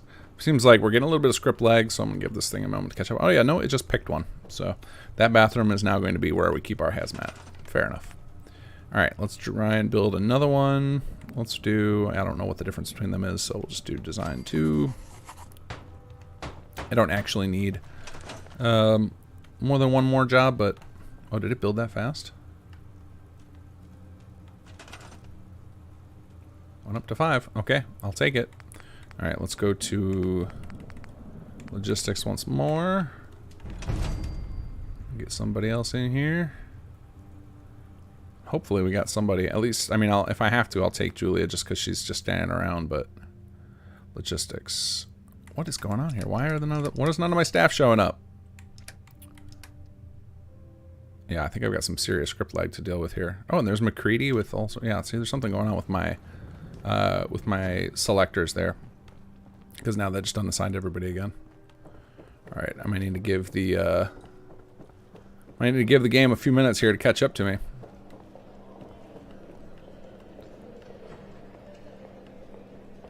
All right, let's go down to the logistics department. Make sure Mansfield's still in, or Lupe's still in charge. That's who I didn't see on the list. I think I put Mansfield here, and he was supposed to be in. Ah, that's what I did wrong. Hi, how are you? Lupe is supposed to be in here, and she wasn't on the list. So where's our logistics desk? Here we go. Assign leader. No, it did say show Lupe. Okay.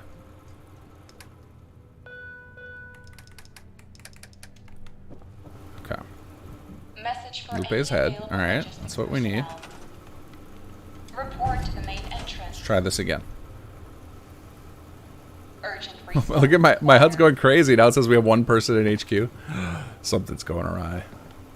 We got a problem here. Okay, there we go. Well, that feels better. Okay, so let's see. We got unassigned. Unassigned. Sorry, Mansfield. I don't know why. I don't know why I kicked you from facilities. That was a mistake. Let's see. I guess we'll grab... Yeah, we'll grab Julia for now. So that's, see, 13, 13, 26, 27, 28. So that's still 2 shy. We need 4 more. I guess we can grab Mala because we're not really using her effectively for facilities right now. So that gives us our 6, and that'll definitely put us over the 3,000. All right, now let's go back to facilities. Oh, man, all these sick people.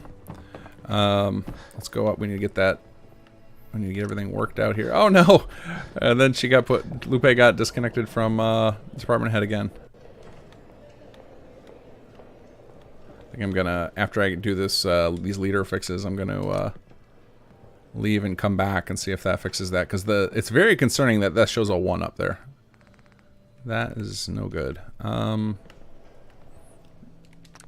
right, we need to get Mansfield back in the department. There we go. Now it shows 14, so we're heading in a positive direction at least. There it goes, 25. Okay. I wonder if this is still that same quirk we've been trying to work out with the workshop framework stuff. For those of you guys who've been following all the public beta of the thing I tried to do to fix. There's this weird bug in Fallout 4 where so NPCs, the way they get attached to settlements as settlers is there's a thing that the engine does called linked ref, and it basically like connects two items in the game together. So it connects like the settler and the settlement. And for some reason those connections can get corrupted, and I found a few saves with this, and my solution was to quickly disconnect them from the settlement and then reconnect them.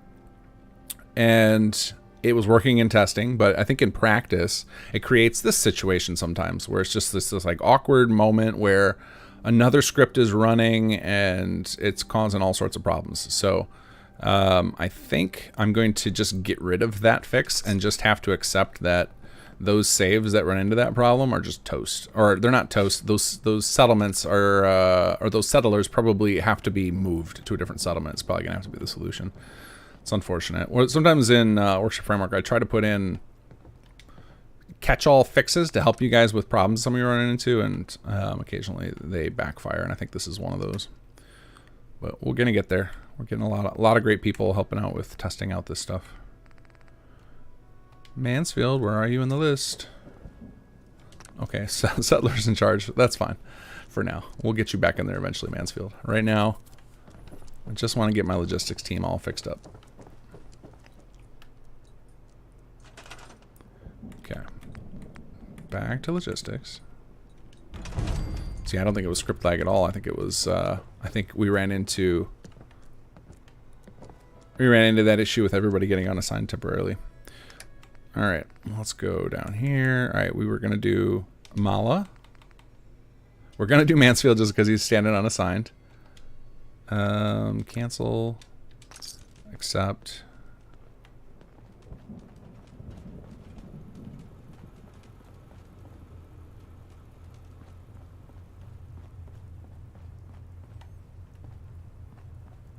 Oh no, we're getting the spam bots while I'm not paying attention.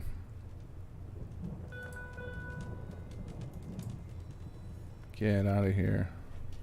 Sergio Solis, what are your expectations on the Fallout Amazon show? Excited or not so much? I am excited for that, other than I have a personal policy of not giving Amazon any of my money. I have to deal with a lot in my professional life, and they are a horrible company to deal with, so I don't want to give them any money. So then, like, when they make shows on my favorite properties, like Wheel of Time was like one of my all-time favorite fantasy series growing up. And then now Fallout, and the people they have running the show for Fallout did Westworld, which the first season of Westworld was incredible. So like I know they know how to make a TV show. So yes, I'm excited for it, but I'm really bummed about who's financing it. Okay. Let's try this again. Logistics, reassign staff. All I want is Lupe to get back in there. I want to make sure that she's in the list. I don't like that she got disappeared.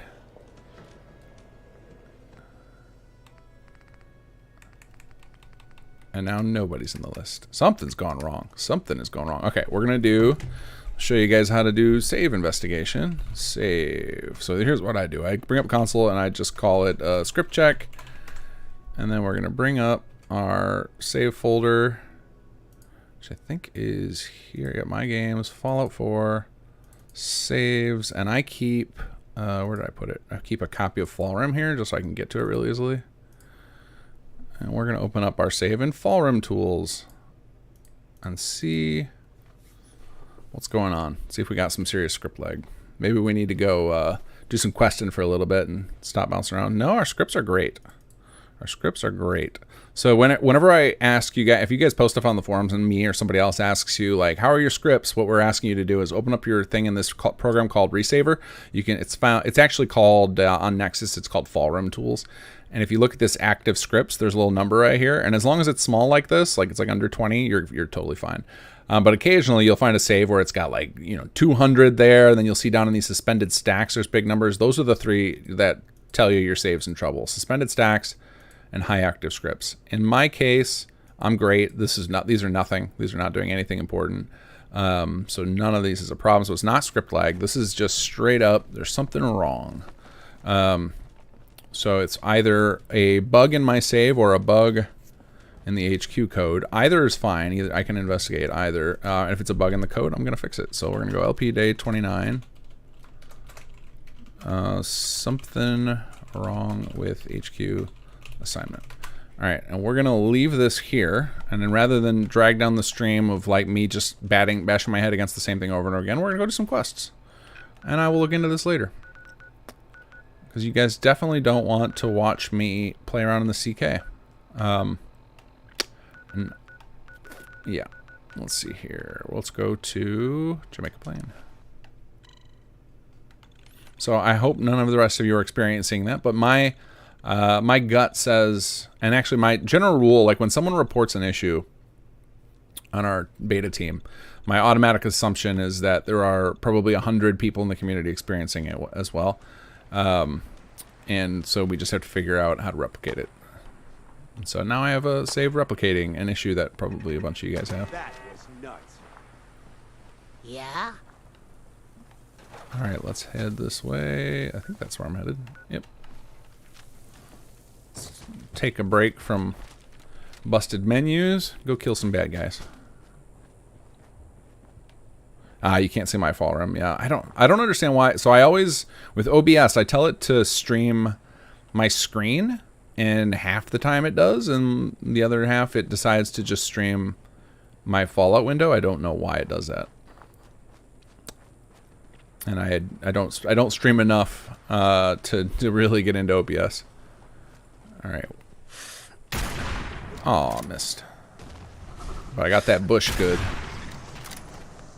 Get him, doggo. Whoa! Hey, you're supposed to be fighting my dog. Get off me. Uh-oh.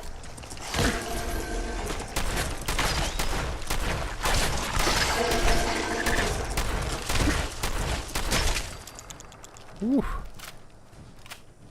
Replace the tackle box. Oh yeah, it's this quest. Oh, there's still some more Mirelurks. Let's see, can I get a sneak attack off? Oh, come on. What did I hit then? That was... Ooh, legendary. Cool. Popped his first health bar. Uh-oh. Oh, God. Oh, why wasn't this reloaded? Oh, you guys aren't doing any damage to me. It's just those Mirelurk Kings are kicking my butt. Yo! Speaking of the devil.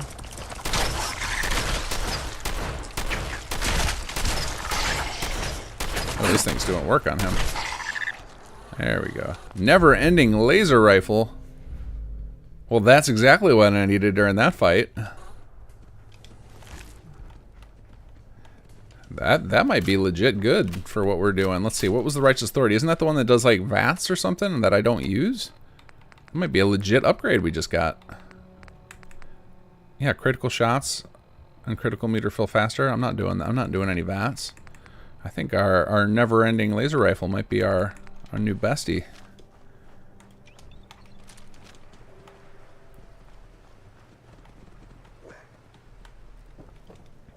Oh, are you kidding me? Oh, good. I can reach it from the window.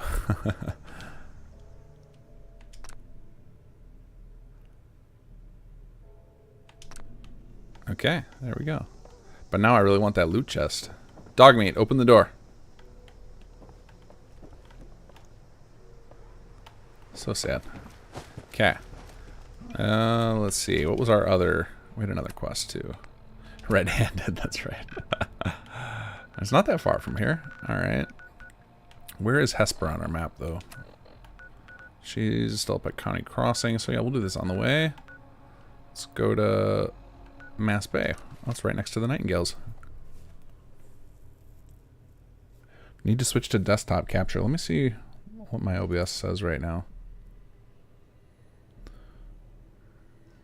Yeah, I can't tell what it's on. So I have like I have two sources available. I have gameplay and display. And like if I highlight over the one that seems to be active, it's the display one, but maybe that's not what's actually streaming. Maybe I don't understand this stuff. Maybe actually I wonder if it's a matter of I wonder if it's like a what do you call it? Oh, I have no source selected. So I wonder if it's like it defaults to the top one. It has to do with like the order they're in. Maybe something like that. Let me try this. Let me try. Okay. Areas off limits. Here, I just did something. I flipped around something. I'm gonna try bringing up my fall room tool. Let's see. Do you guys see my resaver right now or not? I'm guessing you don't because I see it. Okay, I see it on my preview window. So let's do this. Transition to this. There we go. Now it works. Okay. Well, now I know what the problem was. Who's saying that? That sounded like a gunner. Yep. Nope. Mass Bay Medical Center is not run by you guys anymore. You're confused because you respawned. I like that they're yelling at me though. I usually don't experience that because I sneak up on these areas. So I would have just popped them before they got a chance to yell at me. Or missed and got them into combat, more likely.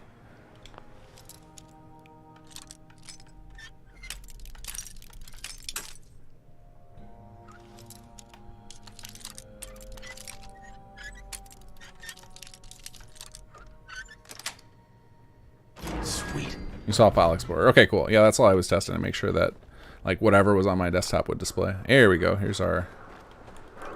Okay. I don't think there's enemies immediately, but I think we get attacked in here.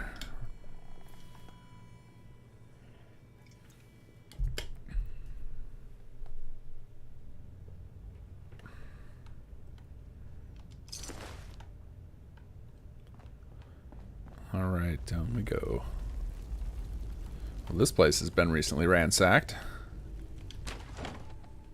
so they won't mind if I take their stim packs.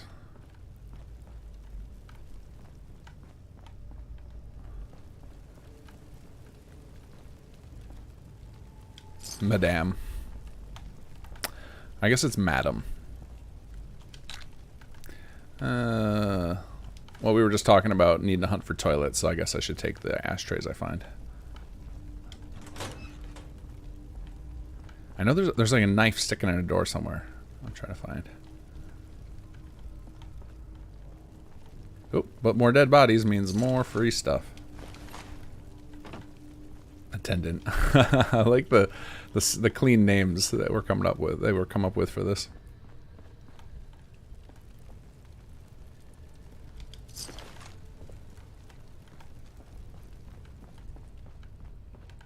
Ah, there it is. Oops. I don't think that was supposed to happen. Oh, this is kind of buggy.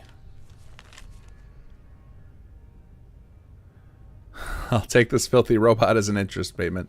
You know where to find me. I vaguely remember. I think I set that up. So I think this was like originally a bug, and the mod is you would open the door. Whoa! Hostile sensor reading. Engaging. Hostile. Stealth capability.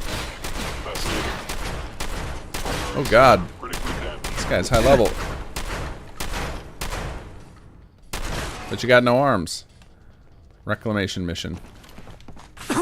Institute protocol. Eliminating hostile. Oh god. Bullet sponges. The strongest enemy type. Oof, that was a good hit, bud. But you're doing no damage.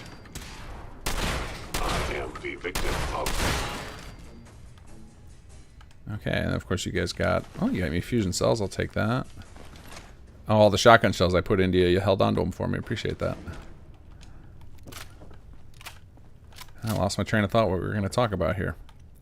Well, anyway, this cell is actually a custom SS2 cell made by Business Vulture just for this quest, but it's one of the 2 or 3 cells that we actually have hooked into the random encounter system, because we're like, oh, we have this cell. It doesn't need to just be for our quest. It can be used for other stuff too. So it like can actually get used by vanilla quests for or vanilla Radiant quests.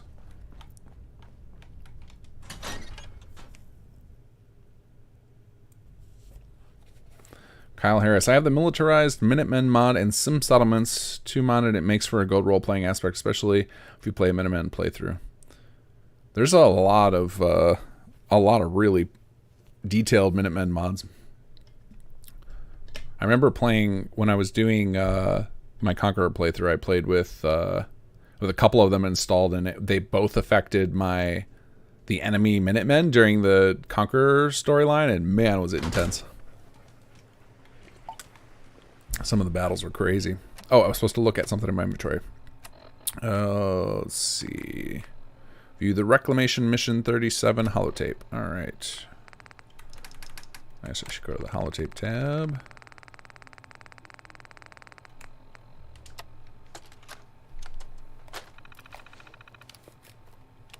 Wait, what was that? There it goes. Okay. Human Service Bot designation, Mr. Hansy.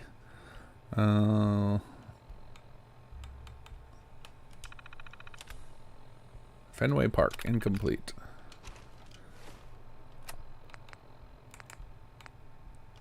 Search for the robot in Diamond City. Alright.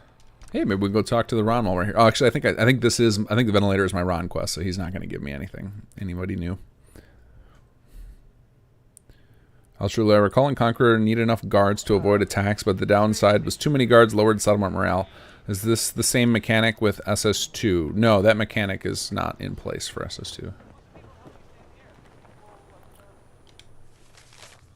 The robot causing all the commotion has been apprehended and is in storage. A holotape identifying the owner has been found, currently seeking whereabouts based on this lead. Okay, check Diamond City security. Hi. Oh, hello. Hey, sweetie. Not supposed to talk to people I don't know. Okay, you approached me. Just throwing that out there. I think security's over this way.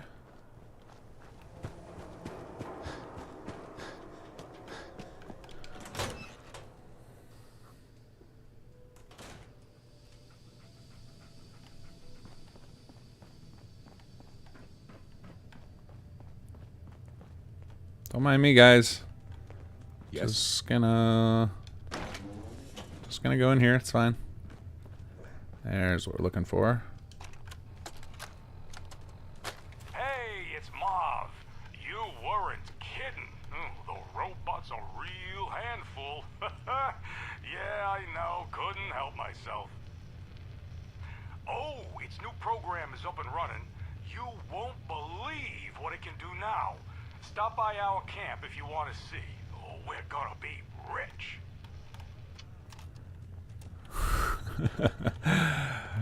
I'm already having visions forward to what's coming next. All right, let's go check out the camp and get rich.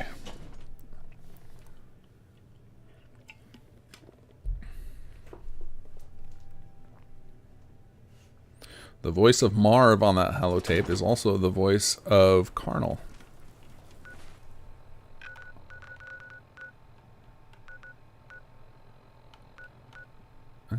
Oh, it's right near Watts. Okay, up we go. Isn't Watts right by where the automatron start is that's been sitting there in my save for many months being ignored?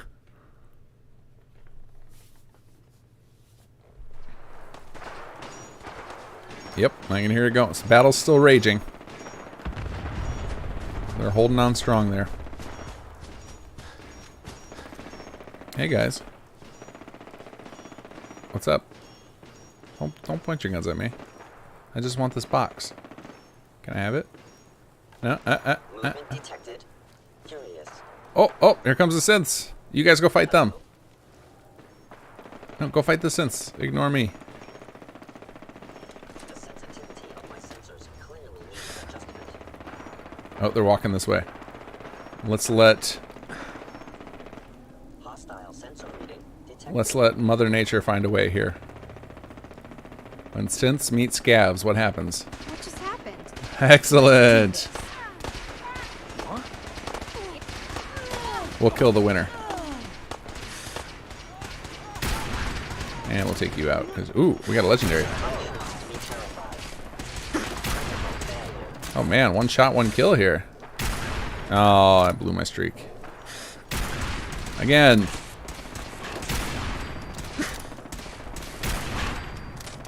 There we go. No problem. And let's grab the Mr. Handy box. Return to ventilator. Here we go. Oh, a bunch of garbage. Alright, where were those guys I happened to pop off from range? My rare perfect headshot. It's so satisfying to get the one shot. I mean, that's like one of the first mods that when I do start modding, start playing with mods, the first ones I grab is an anti-bullet sponge mod. Like, oh, if I get a perfect headshot with a 50 cal, I want that person dead. It's the only way it feels good. Oh, I guess we could raid the bodies of the poor scavs we let die too. They're the ones who pulled their guns on me. Just saying. Focused fire. No, I don't need that. Wait, where did those guys go? I wonder if we had like a trigger. Oh, you know what? I bet it's something like I had their bodies connected incorrectly to the what do you call it? To the Mr. Handy box or something, so they get disabled when you pick it up. Could be something funky like that. That's actually kind of a funny bug. I'm gonna mark that down. Let's see. Save LP day 29. Ventilator quest. Scavs disappeared. It's one of those bugs where it's probably been reported and it's not super important, but in the long game of trying to get everything cleaned up, I want to get to it eventually. All right, off to do some turn-ins, and then we'll go try our luck one more time at HQ. We'll see how she goes in there. Oh, bot again. Oh no. Oh, Raybo's on it. Hey Raybo, thank you.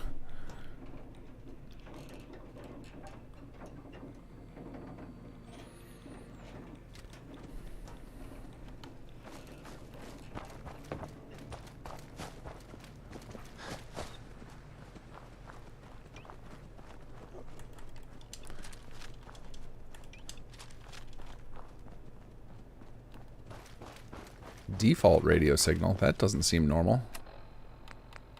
What's this?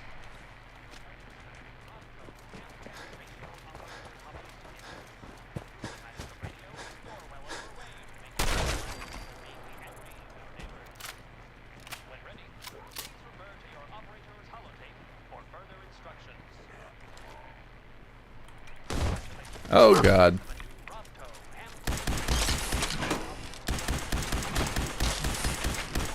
Oh man, this thing's melting him. Chose the right weapon for the job there. Oh, the default radio signal on the, what do you call it? The ham radio. That's pretty funny.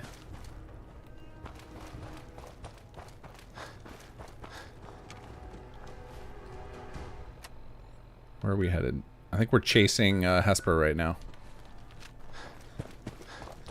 She's on the march somewhere.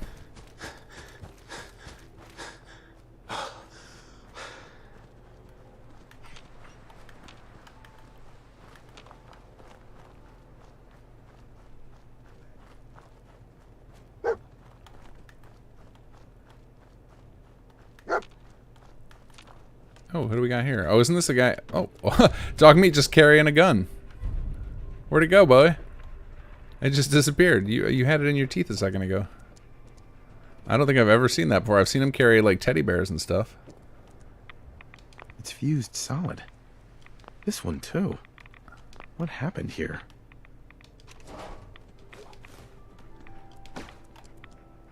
Oh, okay. Well, I don't have to do that because isn't this the thing you find when you're helping the you're helping one of the Brotherhood folks out in the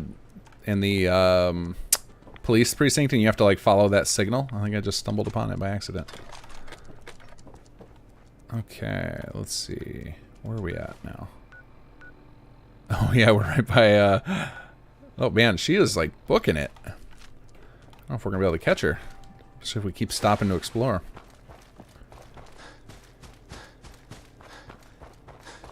Let's see, a whole lot of ferals. Yep. Yeah, I guess we're fighting again. Where are you, buddy? Come here. They're all just funneling up the hill here.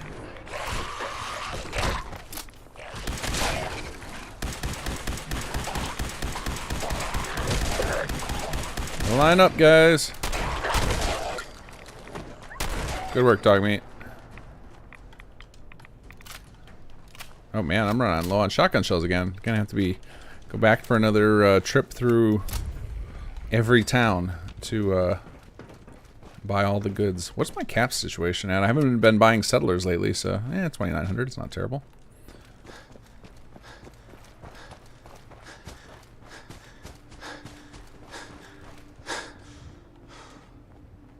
Okay, we're slowly catching up. 90 units ahead, or I don't know what that measurement is. Is it yards? What is that supposed to be?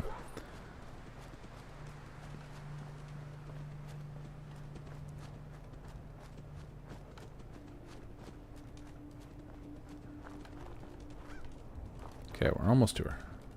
56. What's going on here? Chained on the other side. Oh, this is vanilla. I thought this was from a... I remember doing a quest for... what was the mod? Tales from the Commonwealth. In this building. I think there's a way to enter from the roof, but... whatever. Whoa! You guys seeing this? Super Mutant Suicider. There was a legendary synth a second ago.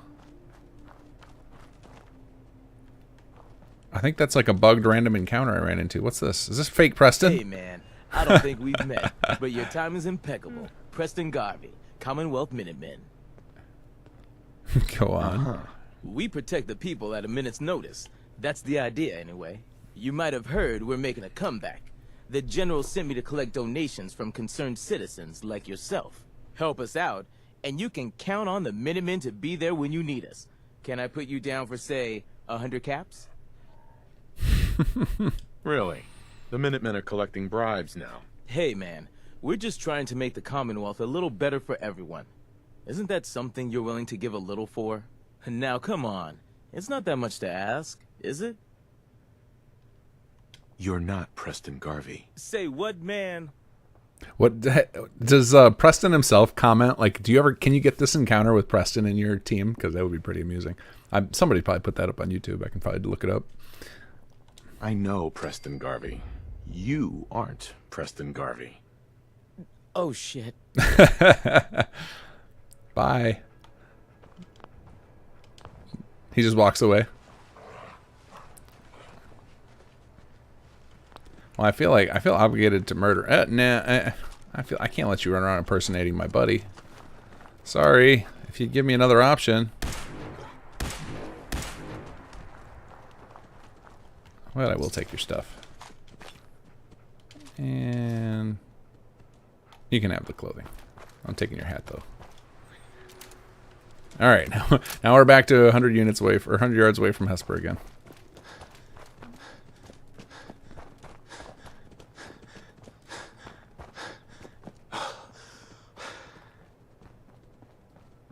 Real Preston doesn't react. Aww. I feel like that's a mod right there. It'd be such a simple mod. Dig through Preston's files, find some angry lines from him, and have him say them. How do they not do that encounter? Any good fishing holes around here? I'm always on the lookout. Hey there.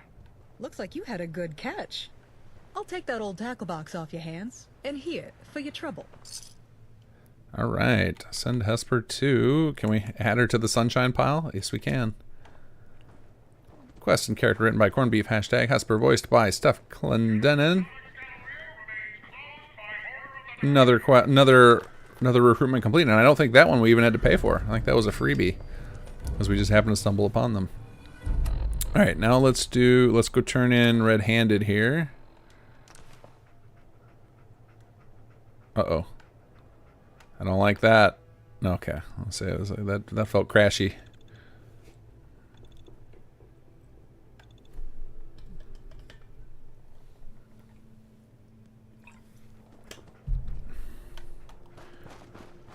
Got a present for you, Ventilator. Oh, this is okay. So this is one I know works better if you get them if Ventilator's out in the open. Yes. And not. Nope, there he goes. I was like, what is going on here? Is he trapped in the wall? Come here, Ventilator. Come over here. Come on. Come on, sandbox this way. You can do it. So this encounter, these types of, like, this is, I know this is also like multi-character dialogue, so having one of the characters in the open helps. Here you go. Can't wait to see this handyman. It's, not what I expected. Oh my! I haven't been this turned on since I handled 3 fusion cores at the same time. What? Sir or madam, I'm Mr. Hansy, and I'm here for your treasure hunting needs. No matter how dark and organized. Why is it lubricating its manipulating? Oh, I get it. Why don't we talk away from the sex robot? I swear, I thought it was a robot handyman. Guess it is, of a sort. Well, I promised purification if you found me the robot. Maybe I can get it to help me draw water from the ground. I'll draw every fluid you require from any junkyard you desire. Never mind. You can keep the robot. All right, let's go send it to torture. Let's send it to torture everyone at Sunshine. Error. Master status deceased. Ventilator, voiced by James McLaughlin. He unlocks the advanced water plan. That was another character written by Corned Beef Hashtag. Just tell me what happened. Hi, I'm Marv. If you're hearing this recording, I'm dead. Not the robot, the guy who used to own the robot. No need to avenge my death. I am, or was, a bygones be bygones kind of guy. Enjoy your brand new, highly modified robot. My own sex robot. What do you mean? I know you're wondering, so don't worry. I erased all 3 holotapes of that sex robot stuff. One was labeled Super Mutant. You really don't want to know. Lucky for you, I replaced all that creepy, sticky garbage with a scavenging program. Mr. Hansy is your ticket to a richer tomorrow. The robot roams the Commonwealth and stashes away quality junk. And while you're out collecting a stash, it's scavenging, making more stashes. Is all the junk inside really that valuable? Right now, the robot should give you a stash location. I can't tell you where. I'm dead. And this is a record, but it never steered me wrong. Go on, try it. Bring the stash back to the robot, and it'll call you its master. And hopefully, that's all it does. The new master subroutines were complex and very graphic. Okay, Nuka World Junkyard. We're not doing that anytime soon. I guess we must have stopped. We forgot to put a keep it within the Commonwealth thing on there. That's something that if you guys ever find that any of our Commonwealth characters send you off to Far Harbor, Nuka World, or some mod space, that's something we can fix. So we're not going to do that right this second. I'm curious. I see Yagi posting about Mr. Hansy's stats. What's going on with them? Let's zap him. Not going to work? Nothing? Oh, that's right. We have this. You have to have a mod to enable that, to enable the thing. And I was going to put it in the settings, and I don't think I've done so yet. So we can just look at his stats. We can cheat and do it this way. Let's see. Get value, charisma. Because he should have real high charisma. Hit 1. Get value, luck. Get value, strength.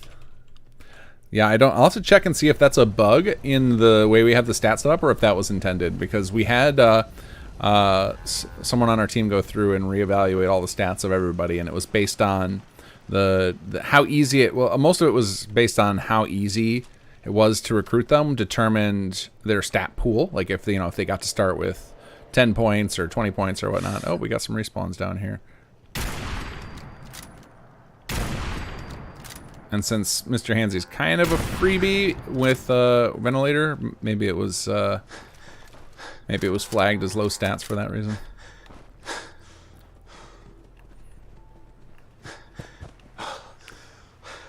But any of you guys who are brave can go deeper in, and maybe it'll. Maybe I might still have the opportunity. I don't remember when, but you can get access to some pretty detailed information about the super mutant thing he mentions in Mr. Hansy's dialogue. But I can't remember if it's after you turn in the first thing or if I could have done it now by selecting different options.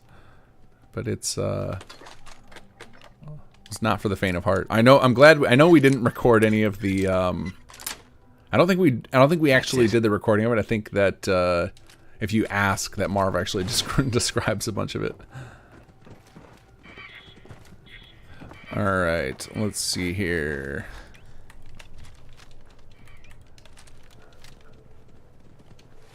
Yeah, that was one. Mr. Hansy was one of those characters that when I read it. I was like, this seems a little much. Like, I'm not a big fan of, I think we tend to avoid a lot of that content in here because we just want to fit within the tone of the rest of the game. And the mod community has a reputation among, I was gonna say among normies, but I think we all know it. This like reputation of the of folks using Bethesda games for other activities, and so we didn't want to like be thrown in with the lot of feeling like, oh, the mod is designed to get you off, because that's not the majority of content. But when I heard the recordings that they put together of the Marv spliced with Mr. Hansy, I was like, oh, that is hilarious. Like that, yeah, we can definitely do that. That is not, that's like right with it, right in the edge, right on the cusp of it's funny enough that it over measures any of the fact that it's making explicit jokes that normally I would be like, eh. Like, I have no problem with dirty jokes, don't get me wrong, but I just, again, keeping the tone of the mod, to the tone of the mod is what my concern was. But I like it. I think Mr. Hansy is hilarious. All right, let's go back and try our luck one more time in HQ and see if we can fix up our assignment issues there. And if so, we'll be able to continue Doctor in the House, because I think I've got our numbers situated as far as we have enough space now in the departments. We've got enough logistics or enough supply agreements, so we should be able to do this in theory. It's just this assignment thing is throwing us off.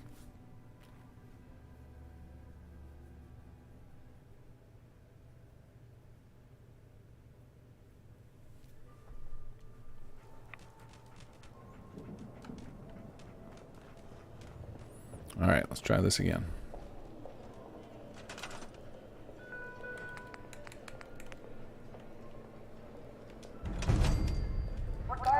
Logistics. Let's see an employee menu. Give me all my staff, please.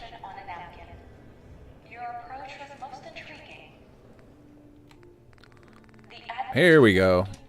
Okay. Preston. Alex. Well, I don't want Cedric in here, but we might accept him just for now. Let's see here. And we're going to do Mala, so that's 4. And we have 6 slots, only showing 5 workers because it can't, because of the leader. So we're going to put Julia in here temporarily. Accept this. We're gonna let that go before we try and do facilities, because that might have been what threw it off. Like spamming multiple departments might be problematic. I have to think about. I have to look in the code and see, because that would be something I would not generally test. It would be like, hey, let's try and I try not to test multiple pieces of code simultaneously when I'm just making sure the code works as it's meant to. Okay, let's see. Assign leader. Let's get Lupe back in charge. Not that it matters, but it just feels right. All right, now we'll go accept. So now should I get the Lupe in charge message? Yep. Okay. Now I feel comfortable trying to get Mansfield back in facilities.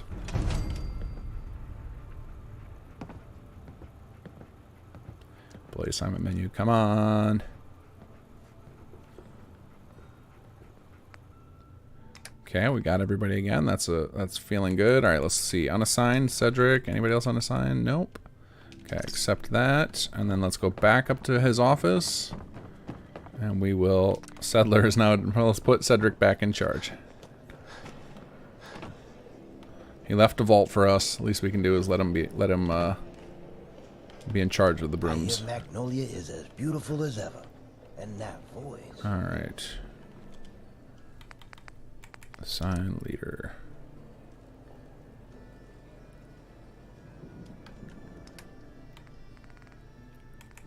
Wait, is he not in this list yet? Oh, you're killing me, game. You're killing me. Okay. Oh, I guess it still shows the same number. Okay, now it still shows 10. All right. You know what? We're just not going to mess with it. We're going to pop back in here. Let's see. Cedric is he's just not working. That's fine for now. Let's go in. I really want to build our science thing here. Medical lab. Ah, now we're short facilities energy because we moved all the people around. Okay, well then, this is why we just keep solving it in other ways. All right, so we're going to do... Let's see, can we build... No, we can't build that. We don't need a player apartment. Let's do... one of these mid-sized living quarters that will let us recruit another person, and then we can juggle things around. I also don't think we need. Oh, we got 2 rooms that we could do it in. We'll do this one, sure. I think we'll do. Let me think. So we don't need that much since I put Mala in. Okay, Mala is the reason. So I put in Mala and logistics, which put us into 38. We only need 30 right now. I think I can do that. I can work these numbers out to get it so that I have the right people in. But I also don't like that facilities right now shows 0 energy. That's very weird. All right, let's try reassigning one more time.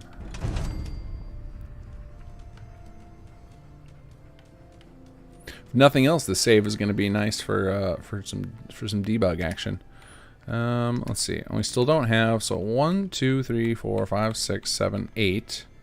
Plus the leader is 9. And yeah, Mansfield's not showing up there. But he's also not showing up here. So that's interesting. So let's see if he ends up in unassigned after I exit and if the number goes down. Settler's now in charge. There goes our energy. So that updated finally.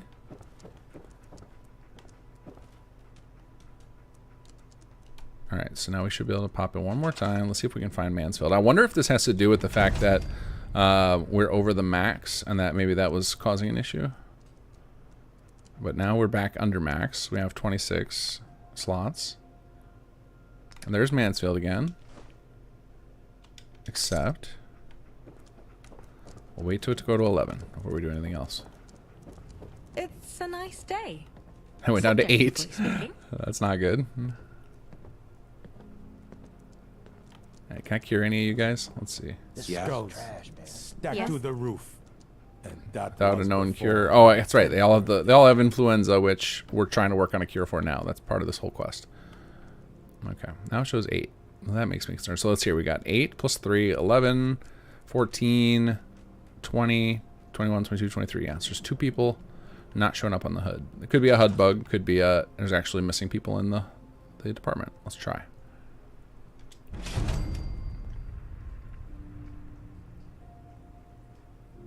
We're gonna solve these assignment issues across all of Fallout 4. We're going to solve them.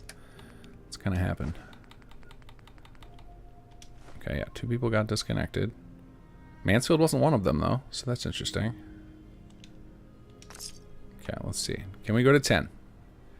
Show me 10. There we go. All right, now let's see if Mansfield is supposed to be 11, 10, 11, 12, 13, 14, 15, 16, 22, 23, 24, 25. Okay, that number's correct now. So now let's see. Can we get Mansfield back in charge? And then we'll finally be whole. There we go. Give me that confirmation, please. There it is. Hey, now we're happy. We got the right numbers. Okay, so now let's see what our energy looks like. 23. And we need it to be... What do we need? What are we trying to get to? Construction. We want to get up to 30. So we need 7 more. Oh, that flickering. All right, let's head to Sunshine. We got room for another person. So we're looking for somebody with 7 endurance. I think we can do it. We've got a whole monster pile of people to select from. We got 25 settlers there.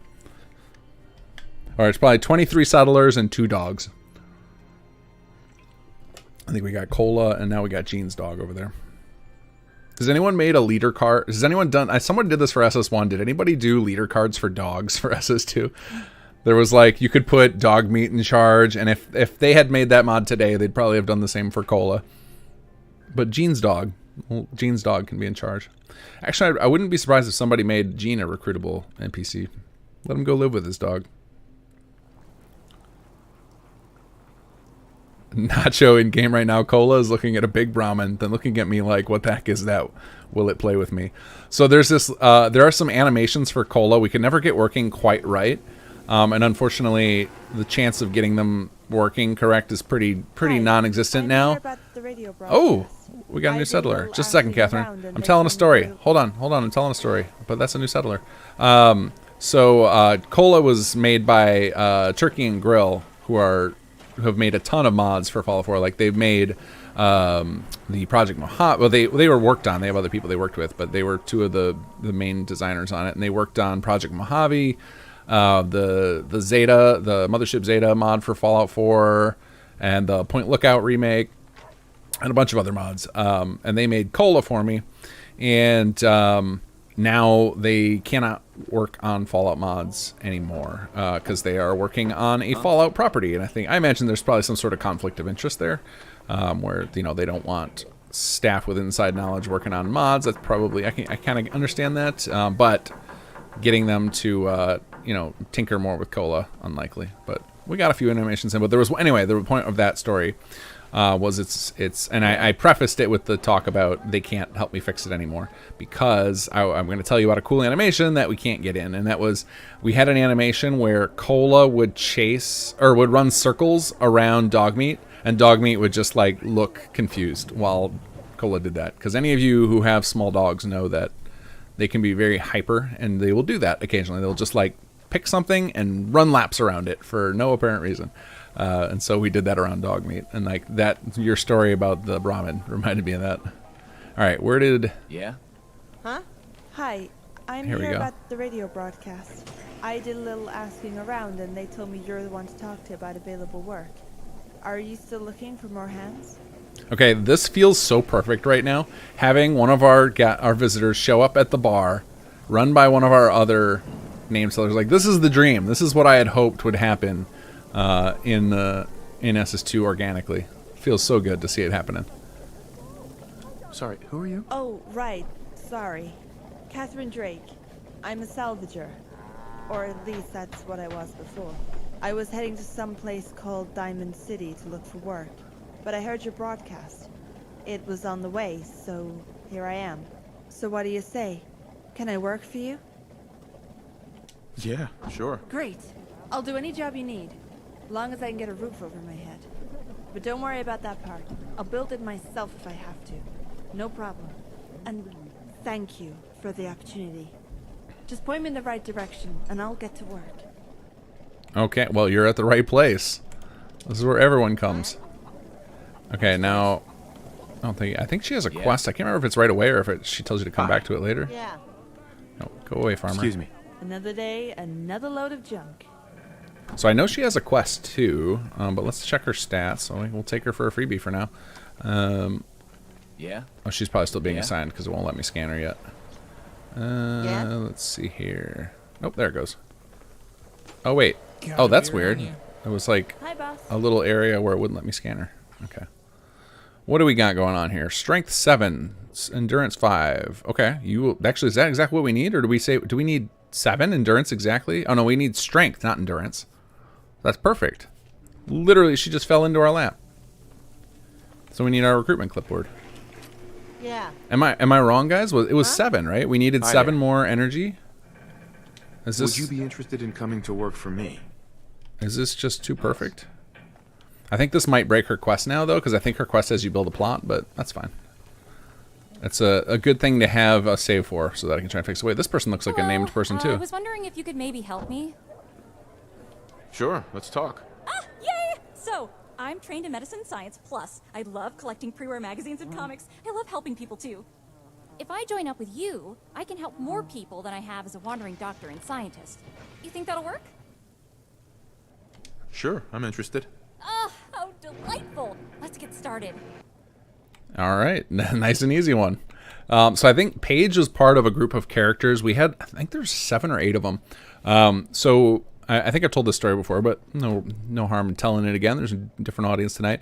So when we originally were working on Rise of the Commonwealth, which was a mod for Sim Settlements 1 that brought city plans to Fallout 4, and we, at the same time, we recruited a ton of writers. I think at one point we had 12, 15 writers, something like that, all working on characters. Like their first goal was we wanted everybody to pitch 10 characters, and they were going to give them like a little treatment. It was like, okay, here's the character I want to do, here's the rough background, and like the personality traits and everything.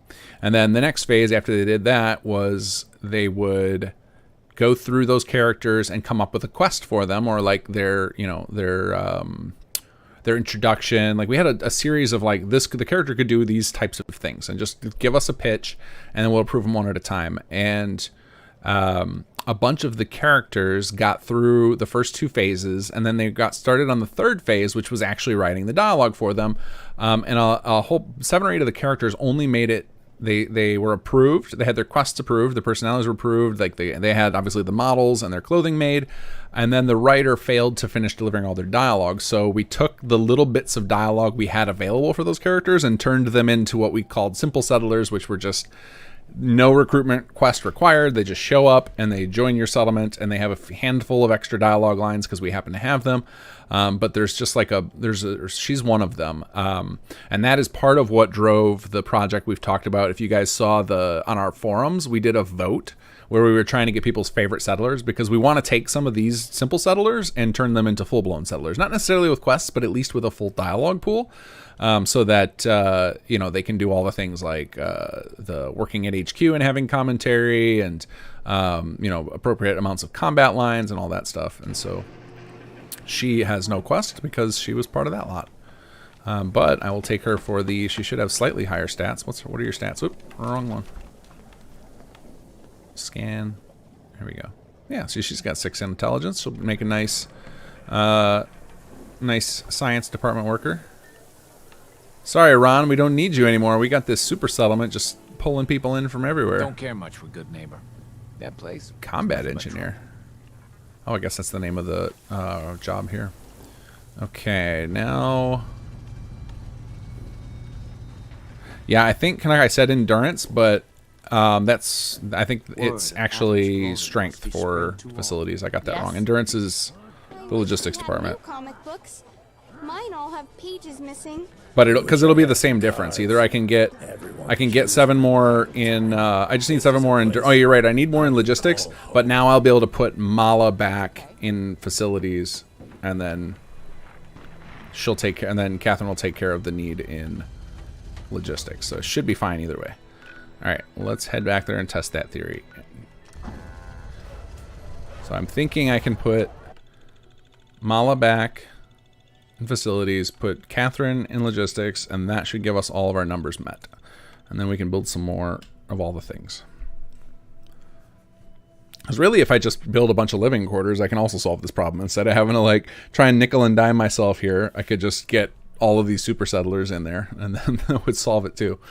But this is kind of like, this is an approach you can take if you're not flush with resources. Like, clearly I could have done that, right? I have the resources. I could go through and build up all the living quarters and just overwhelming forces solve this problem. Oh, look, my logistics went up to 41 energy. Do I just suddenly have enough now? Did everything kind of fix itself while I was gone? Or did Catherine get assigned to logistics? Do we have an auto assignment? Let me see here. I'm very confused what's going on here. All right, let's go reassign staff, because I thought everybody by default was supposed to get assigned to facilities. It's on my long-term list to have that as a feature of where you could set it up to be. Oh no, we're getting the bug again. It's about to screw over our our numbers in just a second here. It's going to unassign a bunch of people.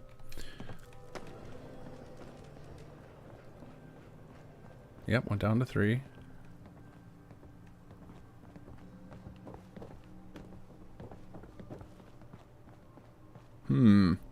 So I think I know what's causing that. Now it's going to be a matter of coming up with a solution for it. But it's nice that I'm having this. Like I said, that's one of the reasons I started this whole playthrough series, is I want to make sure that I can experience the bugs you guys have and witness the irritation they cause, have saves to work from to fix them. So if you are experiencing this issue too, you are not alone. Alright, let's see. Unassigned. Oh wait, no, we don't want to put Mala in here. Now we want to put... We'll put back the people that got unassigned. We're going to swap Mala for Catherine. Except there. You know what to do with. Let's wait till logistics goes back up. There we go. Alright, now we'll go to facilities. Oh, see, look at, see, that's my count went down to 2 there. See, that to me is like, yeah, I feel like this is probably related to that quirk that I've been trying to fix in Workshop Framework unsuccessfully. So I think what's happening is temporarily people are getting disconnected from HQ in an attempt, or from your settlement, which HQ is a settlement from a technical perspective. And then when I run this thing, the reassigned staff, while that other Workshop Framework fix is trying to run, it can't find all my settlers, and so it gives me funky numbers. That's my theory. I will find out as soon as I am caught up again. I think I should be all caught up with most of my work projects by the weekend, and then I can get back on the horse and dig into this. I tried to dig into some stuff yesterday, and I ended up mostly just merging in the stuff that other people had done for the team and released that. Okay, so that puts you there, and then I want to take Catherine out. So now we're still gaining a net of +8 to facilities. So the numbers should stay the same, but I'll still give it a second. Okay, I went down to 9. That's that's not promising. All right, let's try it again. Who's left unassigned? So 9, 12, 15, and 5, 21, 22, 23. So yeah, there should be 3 people missing. Let's try this again. Frenchie Jr. got unassigned. Clef got unassigned. Okay, we know Catherine's unassigned, so that's normal. Okay, so there will be 1 shy. So I should show, if I added it all up after this, in theory, it should add up to 25 up top, because I have 1 unassigned person left. So this should go to 11. There it goes. Now let's bring up logistics again. And yeah, and yes, anybody who's watching this thinking this can't be how it's meant to be, you're correct. This is not how it's meant to be. We do not intend for you to have to constantly be refixing this. This should just work as is, but I will promise I will get it fixed before I declare HQ complete. I will get that fixed. And other things. All right, let's see here. Go back to logistics. Let's get Catherine in there.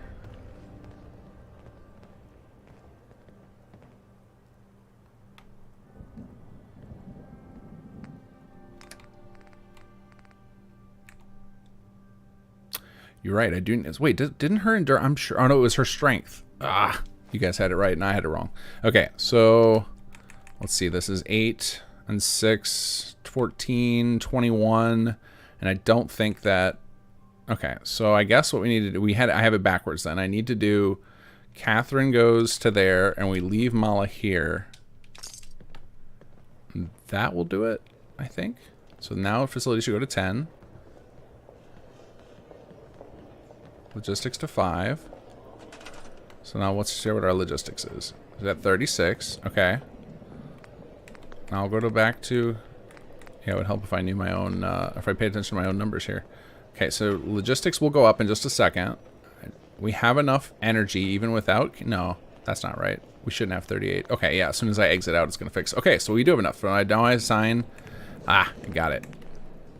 All right, so here's what I want to say about all this system, just regarding the bugs. But if any of you are finding yourself in this situation where you're struggling to get that little bit of extra energy, there are a couple of solutions built in to handle this. One is You can just go spam a bunch of living quarters and overload your place with more people. The other thing you can do, I should be showing this stuff too, is use your admin department, which we are not doing. I'm going to do that now because I should be showing you guys useful tools. I've just been so obsessed with this little bug up here. All right, so if you go to the admin department and you go to policies, if we scroll over here, there are some things that let us overuse things. So you can overwork, which will give you more department energy, or you can do scrap logistics can be overused, which would allow us to get more scrap logistics. So ways that you don't have to do this. So we're going to just do this. Facilities department can be overworked by 50%. It's almost certainly going to trigger a disaster for us doing this, but it is going to allow us to use more facilities energy. Now I'm going to give us a second to catch up. I'm going to reassign one more time because I can see we don't have 11 people anymore.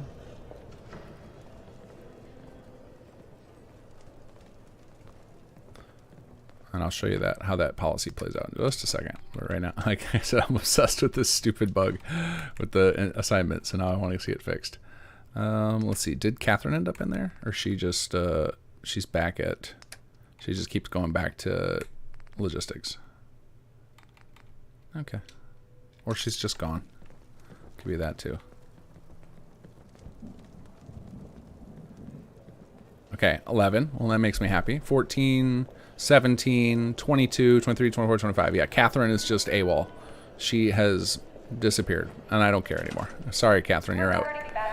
Okay, so let's go to science jobs. Okay, so you can see, and the top of our HUD up there shows we have 26 facilities energy as our max, but we're getting 39 when we go to command mode, and that is that policy in action. So now our policy is going to let us have enough energy, even though I can't find Catherine. Nope, there she is. There she is. Even though she's not showing up in my menu and causing me to be short on energy, I can do it anyway because I'm allowing the rest of my staff to be overworked. So here we go. Let's build a medical lab. And see, this is one of those spots where if I had that, I think I talked about this last week, if I had the ability to, oh, see, she's listed as being part of the facilities department. If I had the ability to just activate a menu on someone and assign them, that would be pretty helpful for moments like this. But while we're waiting for that to build, we're going to keep tinkering with this. Because you can see it works occasionally. Like when I was at logistics earlier, it worked fine. And then it's times like this. Like clearly that's not right? There should be way more people on this list to select from. Let's see. 1, 2, 3, 4, 5, 6, 7, 8, 9. So there's 2 or 3 people missing. And now when I exit out of here, they're going to end up unassigned. So it's, yeah, it definitely seems like they're just not showing up as an option, which again would definitely make sense. And I think somebody in that thread that we've got going on the Sim Settlements forums that talks about this bug with the random people being unassigned, they suggested that theory as well, that if scripts are running to find all of the settlers and then Workshop Framework attempts to fix their broken connections, then during that brief time, even if it only lasts, you know, a tenth of a second, because code runs so fast, it could overlap and cause a bug. You guys have no idea how much I want to just pop into the creation kit right now and attempt to fix. But as I've mentioned before, not only do I think it'd be boring for you guys to watch me code, I'm also very concerned with accidentally showing a bunch of stuff I don't want to show, whether it be personal information on my desktop or code for things like story content and stuff that I have open for chapter 3. Like I feel like if I ever get if I get a new computer, which I will eventually, I might set it up so that it has nothing on there that I'm worried about, so that I can occasionally do that, because I think it could be interesting to stream me attempting to fix a problem. I've done it before in videos where I made a video of me trying to bug fix, and a few of you had commented on it that you thought it was interesting and you liked it. So it could be a thing to do on a random day when or like on a night when I don't have a guest like this, where I'm feeling like staying up late and coding. You could just do it in front of you guys, and you can see what it's like to mod Sim Settlements. I'll take some free gear. All right, the medical lab slowly building up. let's see, what's our math up there again? 11, 14, 17, 22, 23, 24, 25. Yeah, we're still one person shy. One person is just lost, a lost soul. There we go. Medical lab complete. With a medical lab, your staff can now research the nature of any disease you've encountered. Once a disease is researched, the ability to research cures and vaccines for that disease will become available, provided you have the necessary equipment at HQ to develop them. Generally, research takes several days, but for the sake of this tutorial, it will take just a few minutes. So now we're going to research the flu, assuming we can afford it. The science stuff is very, very expensive. It's meant to be like your end game little thing to work on. Oh, only takes energy. It's I think the cures and vaccines take a lot. And we have 2 people in science. Who's the second person that we put in? Oh yeah, we put Franklin in science. That's right. I was like, who else did we put in science? All right, we'll let that run for 30 seconds. The bots are back. Until the facilities department can get some of them repaired, please continue to use the improvised alternatives. All right, as soon as we get, now that we got this thing uncorked, I'm gonna get this quest moving, and then we're gonna shift over to chat mode because I've been ignoring you guys for too long. And you guys have heard me rattle on and watched me struggle, ride the struggle bus. Whoa, dog meat!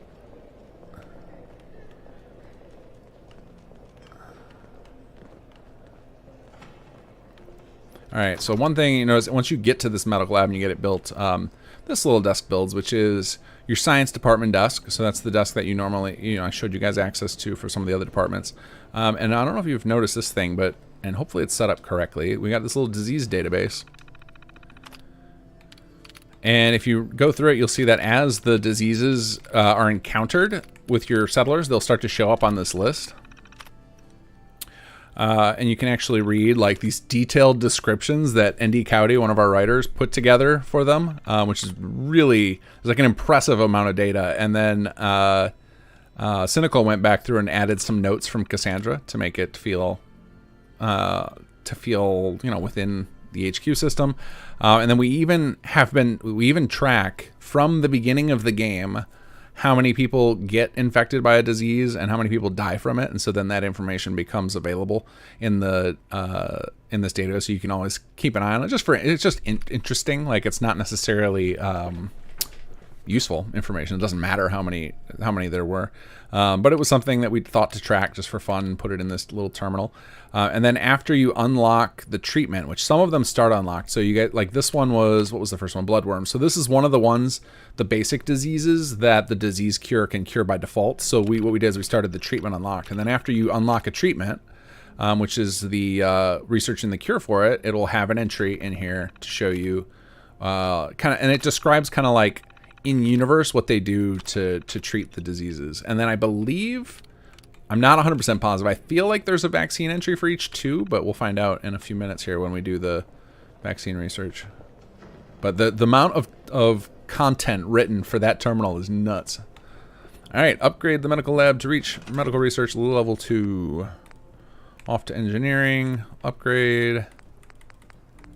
We got a lot of upgrades available. Science room. No, we don't need the break room. We need this. So we need our science energy to refill. So we just need to exit workshop mode or command mode.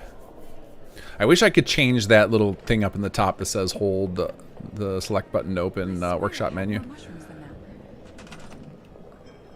That we could do with a HUD replacer, but I actually do. And you know what's funny? I do have a workshop HUD replacer, so I guess I could do it because there's an optional file on. The SS, I think it's on the SS2 page. We have an optional replacer for the workshop HUD to make it so that the numbers can go past 999 in your settlements. I don't know how many of you are even using that. But let's go ahead and start this project.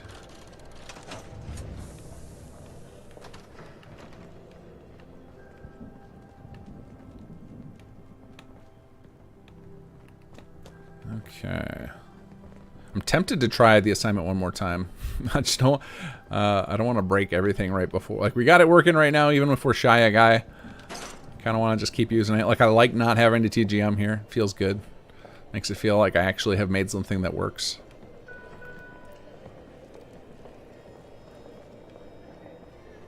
A quick message from the admin team. What are your stats, Teresa? Yeah, she's pretty stacked with stats. Selection of games for your entertainment. The bar is open. I really love the PA. We actually, Indy County actually sent me some written dialogue I got to go through for an expansion of the PA system to add more acknowledgement of stuff going on in HQ. Like, I really would love to have it, you know, if there's an attack on HQ, like, call it out. Like, all security needed outside. And then, like, that would be a fun moment to, you know, you hear that thing up and maybe you're not tracking disasters and then you think to run outside and you can help them. I think that would be a fun organic moment to happen out of HQ. Cure research. Once your HQ medical labs have been upgraded to level 2 medical research, the science staff can begin developing cures for diseases they've done research on.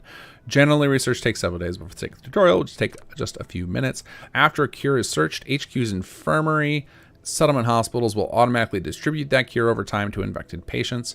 In addition, the purchasable disease cure item will remove that disease as well. All right, let's get a cure to the flu and get all of our people not sick anymore. So now we go to science, medical research, and cures.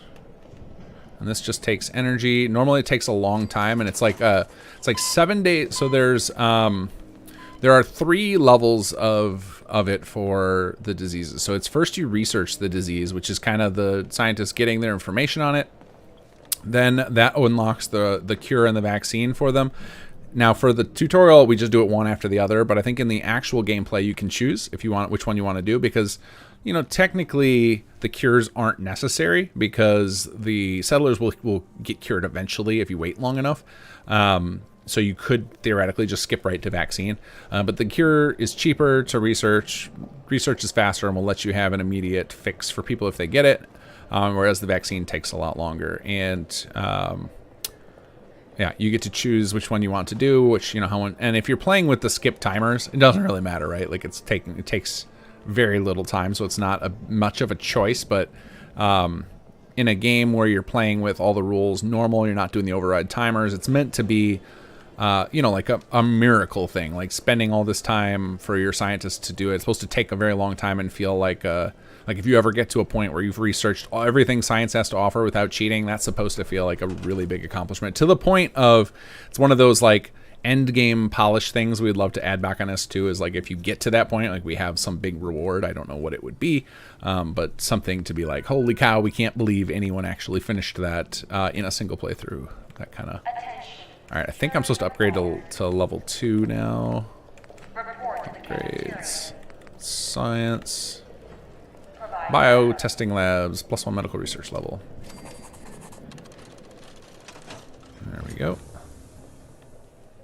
Oh, I just noticed our water is way overused too, so we should probably... Actually, I'm not going to have enough people to build it. Well, engineering is busy, but facilities isn't. We should build a water treatment place. Let's see. Construction. Oh, I probably haven't cleaned it yet. Let's go to the basement. If I can remember what room has it. I want to say it is... Maybe I already did it. I think it's Western room. This one feels right. No, it's not that one. It is...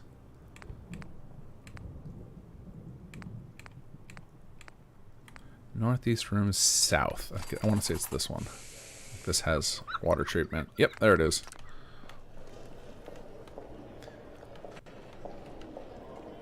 So now if you guys ever wondered about the research levels, there's a few of them throughout HQ. One of the reasons that we did that and didn't make it that you need to specifically have the biomedical lab or whatever is we wanted add-ons when they start coming out for HQ to be able to offer those research levels through other things. So you can still get access to the vaccines with different technologies and stuff that offer, there are different styles of rooms and stuff. We didn't want to lock it to the room itself. There we go, got our medical lab, and now we get vaccine research. So once your HQ has been upgraded to support level 3 medical research, the science staff can begin developing vaccines for diseases they've done research on. Generally, you guys know that last line. After vaccine is researched, HQ's infirmary and settlement hospitals will begin distributing it, eliminating further outbreaks of that disease. So basically, the idea of the whole loop is you would make sure you have hospitals in every region. So, you know, I think you can do, like, if we bring up our map, if you do, let me try and find good regions for you guys. So if you did something like Red Rocket or Starlight, that should cover like this whole section of the map. And then, you know, something like Taffington or what's this one? Green Top would get this whole section of the map. Like, you can probably cover the entire Commonwealth with like six hospitals, and that would probably cover most of it. You just have to be strategic about where they're at, or you can just go crazy and put it in all of them, and that will ensure that you eventually get the vaccines distributed to all your settlers, so that you can eventually defeat all diseases. All right, let's go vaccines. It just takes a little bit of science energy. Why do we have 46? Oh yeah, again, sometimes you gotta toggle in and out. There it goes.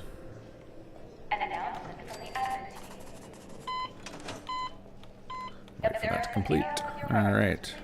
And while that's doing that, let's see if we can build the water treatment plant. Or did we already? Oh no, we just cleaned the room. Now we need to build it. So let's go to engineering jobs, water treatment plant, and that'll up our max water, because I can see our water is capped out over there. What is our water usage? Oh, I bet our water max is actually not because of treatment. It's probably because of people. No, it is HQ. We got 25 max. Yeah, we needed some sort of water room. We have nothing. So our staff can handle 140. All right. So as soon as that's done, that'll take care of water in a big bad way. Oh, there's our first deserter. I hope it's the guy who's unassigned. Okay, you know, somebody's going to say, oh, good thing we got enough admin energy, they can handle that. So basically, deserters, when that happens, is one of the disasters that can happen if some of your meters are in the red. And the more stuff you're doing in HQ, the more chances you have to trigger a disaster. So now that we've got one that we haven't had yet, and actually I don't think I've had one in the save at all that triggered that menu. Maybe it did. I remember we killed some bugs. All right, let's, come on, get out of the way, guys. Yeah. Come on, I really want to install the, what's the mod called that lets you, is it Out of My Way? The one that lets, the C. Dante mod lets you just launch ragdoll people. I really want that. All right, move. All right, we'll talk to you in a second, Cassandra. Hey, there we go, water treatment plant. Water treatment plant complete. Let's go manage. Nope, I don't want projects. I want help department.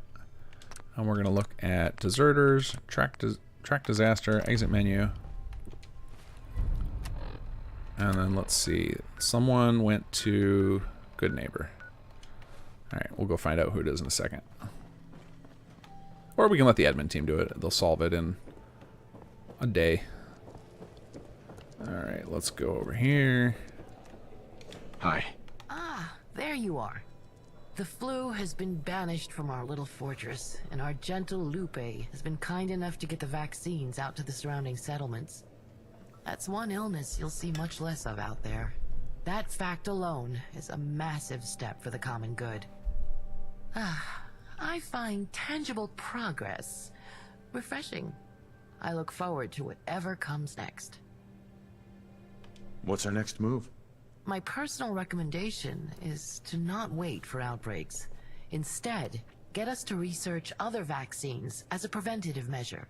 But if you have other projects in mind, tech, meds, weapons, chems, then my team is at your service. You've done good work. We should be all thanking you for making this possible, not the other way around. But still, your words are appreciated. You're right, I toiled through that assignment menu for 2 hours for you, Cassandra, to get that happening. I should be thanked.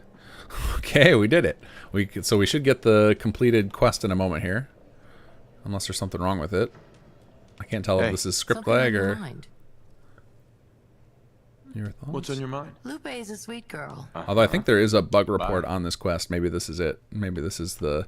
Depending on what options you choose, she doesn't complete the quest for you. Oh, there it goes. Just a little bit of a lag delay. Clinical infirmary and ER for me. Oh, there's no message there. I gotta add that to my... Let's see. Unlock. Message. Missing from infirm. Pop up. Okay. So those, I think I talked about this earlier. Oops. There is a regarding the skyline, makeshift infirmary that Cassandra puts up, and then these are like the proper designs. Following any rain showers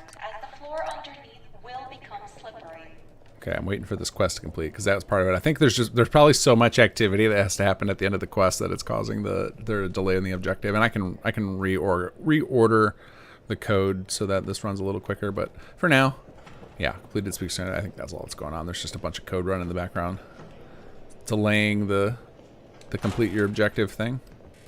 I'm going to show you guys how to change layouts. I think we did this already, but no harm in showing it again. There we go. Doctor in house complete. All right, let's go to change room layout, and we should get our ER options here.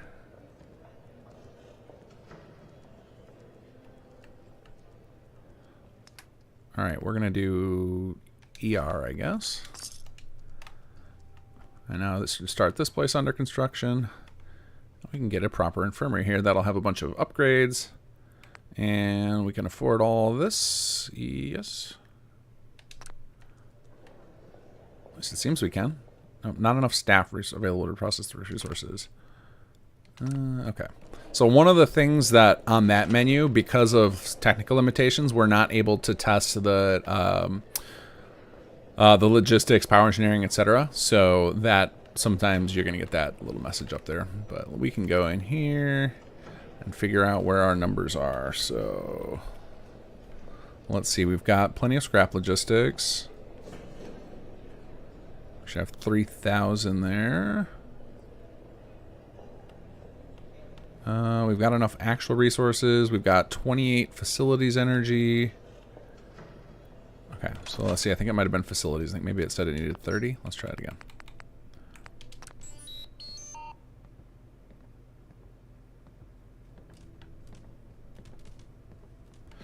Room control. Alright, let's pay attention to what it actually costs. What's funny is I bet our deserter is the cause of our shortage. Yeah, 30 facility energy is what we're short on. Okay. So, let's go, let's see. I was going to chase down deserter, but I realized I just told you guys I want to hang out with you guys and talk for a bit. So, let me bring up my chat again here. And maybe the admin department will bring back the person while we're talking, and then we can do it. But anyway, this was a lot of playtime today. Apologies, Luke, my editor, for having to edit this episode. I think normally he loves the fact that partway through I switched to talking, because then that's less content that he has to shuffle through looking for story moments that are worth highlighting. So this is going to be a fun one for him, I guess, or not. Let's see. Going back up on my chat. Let's see how far back that I missed some questions. I mean, I'm sure I missed some from the beginning. I'm not going to go that far back, but we'll go a little bit. Let's see. Donnie, Dane, don't forget all the ones you can buy in Far Harbor from the Intelligent Super Mutant. Oh, that was back when we were talking about the dogs. So, yeah, I went way back in chat. Nick Carter, can we see your Hangman's Alley? Yeah, we can do that. And actually, that will trigger some fast travel. Oh, I should do a... Let's see. Save. Oh, come here.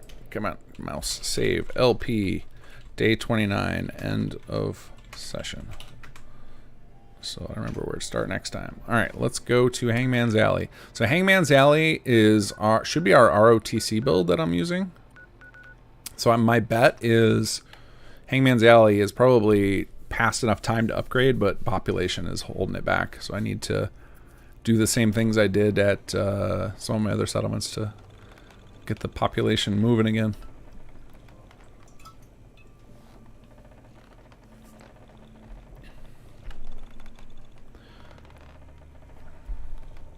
Jim Simon, do people at your IRL job know you're a big-time FOR farmodder, and do they play your SS? No.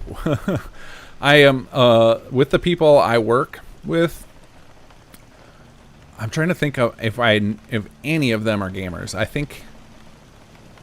I'm sure one or two, but like if they do, it's to the point that we don't talk about it. Like they're not big enough gamers where they felt the need to mention it ever to me. So, but I also I don't work in a traditional environment. Like I work from home. I work for myself in a sense. Like I have tons of clients. So I work with a lot of people, but not like in an office or directly for their companies in a. Like I'm not on a 9-to-5 payroll situation. So my coworker situation's a little different from that perspective too. But even all the people I've interacted with, it's never come up that I do Fallout 4 modding. No. So here's my sanctuary. This is ROTC, the ROTC design, probably level. I want to say this is probably level 2. Maybe it's level 1. It's definitely not the foundation level. There's more than that built here. I'm trying to remember where the city planner's desk is over there. There's a player home in it. Oh, way over there. Let's see if I can parkour my way over there to show you guys that. Here we go. Secret door. Oh, this is actually, that's a settler house. Mine is, you can get walk across here. Up these stairs, through the power lines, and up here. Here we go. Yep, level 2. Okay. Let's see what our... Ooh, we got a bug in it. Ugh, that's so ugly. I hate when we get floating items. One of these days I'm going to sit down and come up with a solution for more quickly editing city plans so that we aren't stuck with these bugs for so long. Alright, let's see. What's holding us back here? Come on, HUD, you can do it.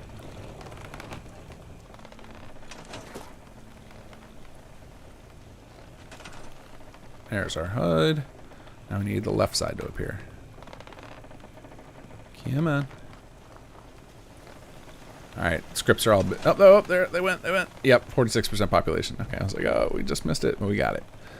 Let's see, scrolling back through. The bots are back. Yep, we got those dead. Oh, no, oh, no. Oh, Victoria Calendar, thank you for the donation. My chat was, like, locked up at the top above all the spam bots, and I missed it. Good evening, King Gath. Hope all is well for you and your team. Thanks for all the hard work for SS2. I must admit, all the features are a bit intimidating, so I'm glad you're doing these vids.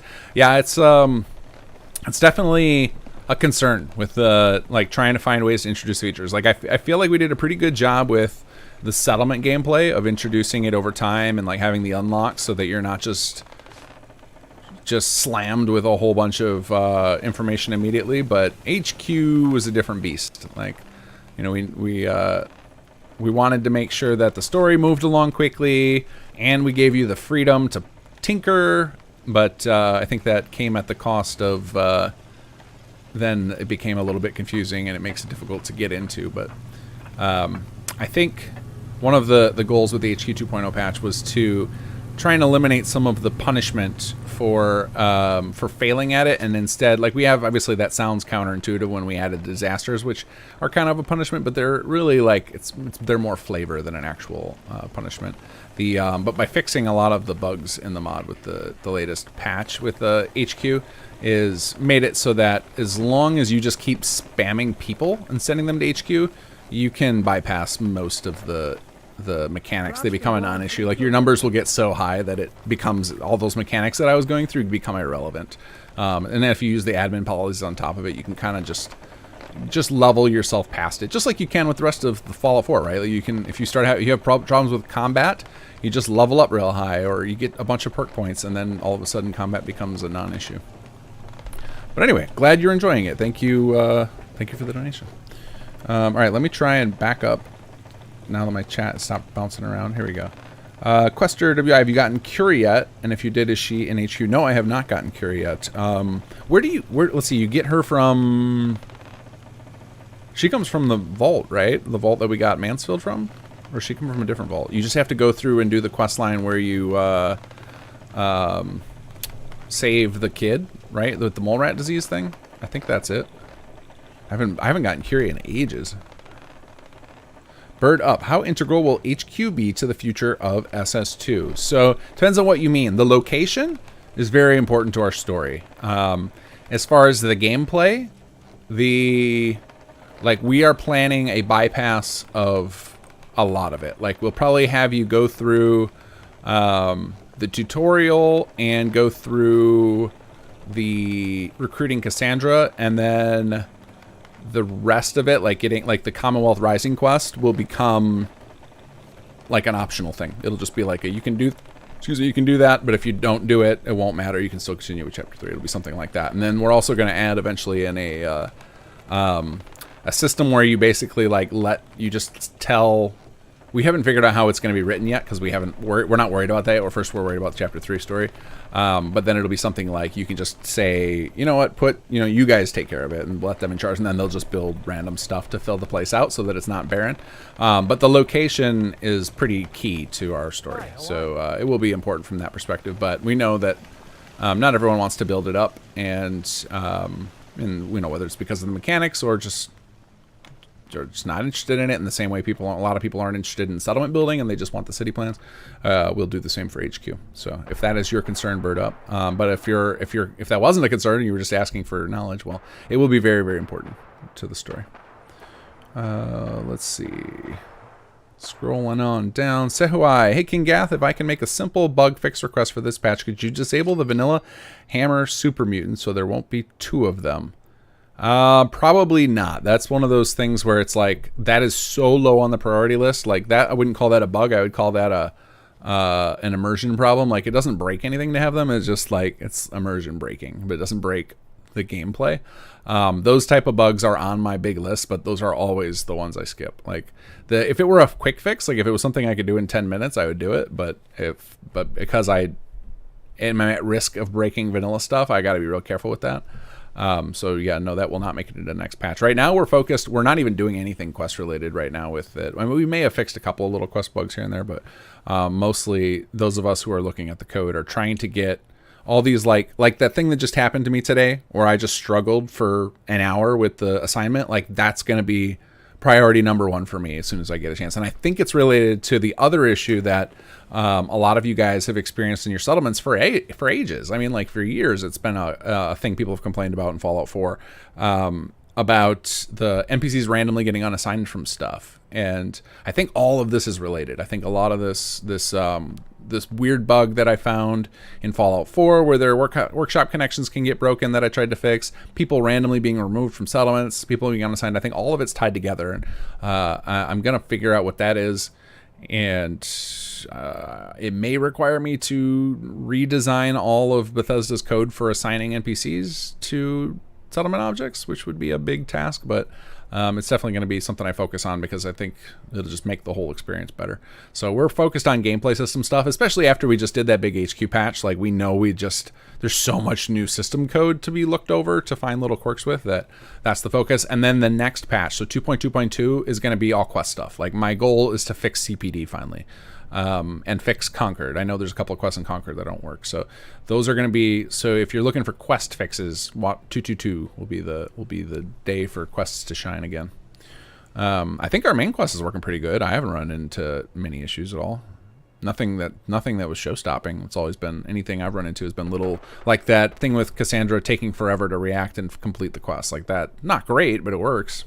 And I think I can fix that. I think I just have to like do the quest completion and then to have all that stuff, that code that was running, move that somewhere else to be like, okay, that doesn't need to be before the objective's complete. So that way you can move on knowing that the quest is complete. Like, the code can keep running in the background, but sometimes I just, when I'm putting stuff in the code, I fail to consider of like hey, the user will want to move on. Like, let's complete the quest first and then handle all that stuff. I just like my natural reaction is I just do things in order I want them to happen, not thinking about that. So that one will probably be a fix I can squeak in for 221. It's literally just going to be rearranging the lines of the code and recompiling. Oscar Fry, I was 2 hours late. How much cash to get you to play for 2 more hours? I don't remember who I was talking about that with recently about the. I think I was chatting with somebody on Discord about this, about people who basically like stream for money for multiple days at a time, and it's basically like a torture fest. And I was like, yeah, no, I'm not into that. Quester WI, thank you for the donation. Could I do a plea for fellow streamer of Fallout 4? I don't know what that means. Do a plea for fellow streamer of Fallout 4. Tell me what you mean, and I'm sure I can help you out. Well, let's see. Yeah, 2 hours late to get to play for 2 more hours. I am definitely not gonna play for 2 more hours. I'll probably hang out and talk for a while because I am on coffee number 2 for the evening. I know I always talk about wanting to do that, and I finally pulled the trigger on it tonight because I am able to sleep in tomorrow thanks to the way my schedule is working out.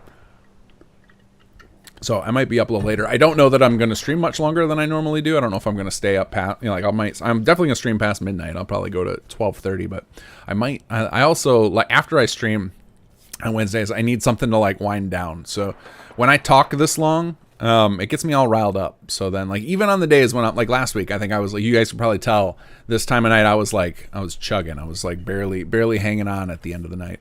And I still need like some wind down time to just, so I don't go to bed thinking about, because usually what'll happen is after the stream, I'll be thinking through stuff that happened in the stream of like, oh yeah, I gotta remember to fix that bug, or fix this bug or whatever. So I need something to do as like a palate cleanser before I go to bed. So I don't know how much longer I'll stay up streaming. I would say probably 40 minutes. So not another 2 hours, but close. I'll call 40 minutes close to 2 hours. It feels like it goes by so fast. Dismaster checking in. Hey, how's it going? I have on my short list to do this week, if I can. This week I feel like is already over with how much stuff I still have to do for work. I am going to rebuild the Vault 75 because I think the thing you showed me, I think what it turned out to be with the HQ precombine is I think I was generating the wrong information is why it was funky, and why Vault 75 is funky, and why it has the wrong numbers. So I think I generated it incorrectly when we launched, and then in the patches, and then just this last patch with HQ2, when I kept poking you for information, I finally got it figured out. So I think I just need to do that for Vault 75, and then that can be in good shape too. True Gamer, did I just witness you climbing a ladder? Yes. In fact, but our ladder implementation is terrible compared to Nihur's. If you want a ladder implementation, go grab Nihur's mod. It was just featured in PC Gamer on their website today or yesterday. But our ladders are really simple. We just cheated this. So this is a ladder system. So I would say our ladder system has one advantage over Nihur's, and that's that ours is dynamic. So ours can climb you any height, whereas his has specific heights. But I was discussing with him how we could get best of both worlds. Of like, I can imagine a system of animations where we could arrange to have it be dynamic, where you could snap together multiple ladders and his animation system could react. And if we're ever able to pull that off, we'll probably put his animation system into SS2 for our ladders, so that way the city plans that have our ladders already can take advantage of that. But yeah, the climbable ladders are now 2 mods that have it available. So eat it, Bethesda.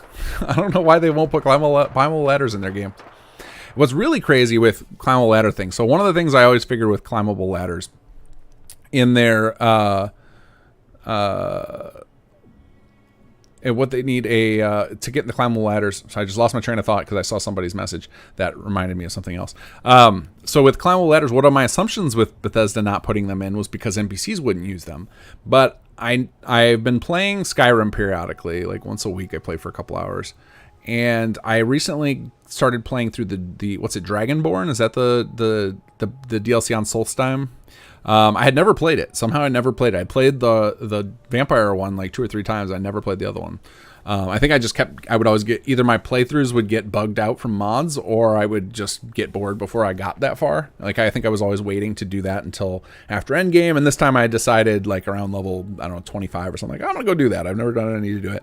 Anyway, I got into the Telvanni Tower, like the big mushroom house, and I noticed that my followers will use the little, like, levitation beam that takes you up to the top where you can talk to the guy that runs it. And that, an activator like that is, oh crud, just knocked my coffee. I'm talking with my hands. I don't know why I do that when I'm streaming.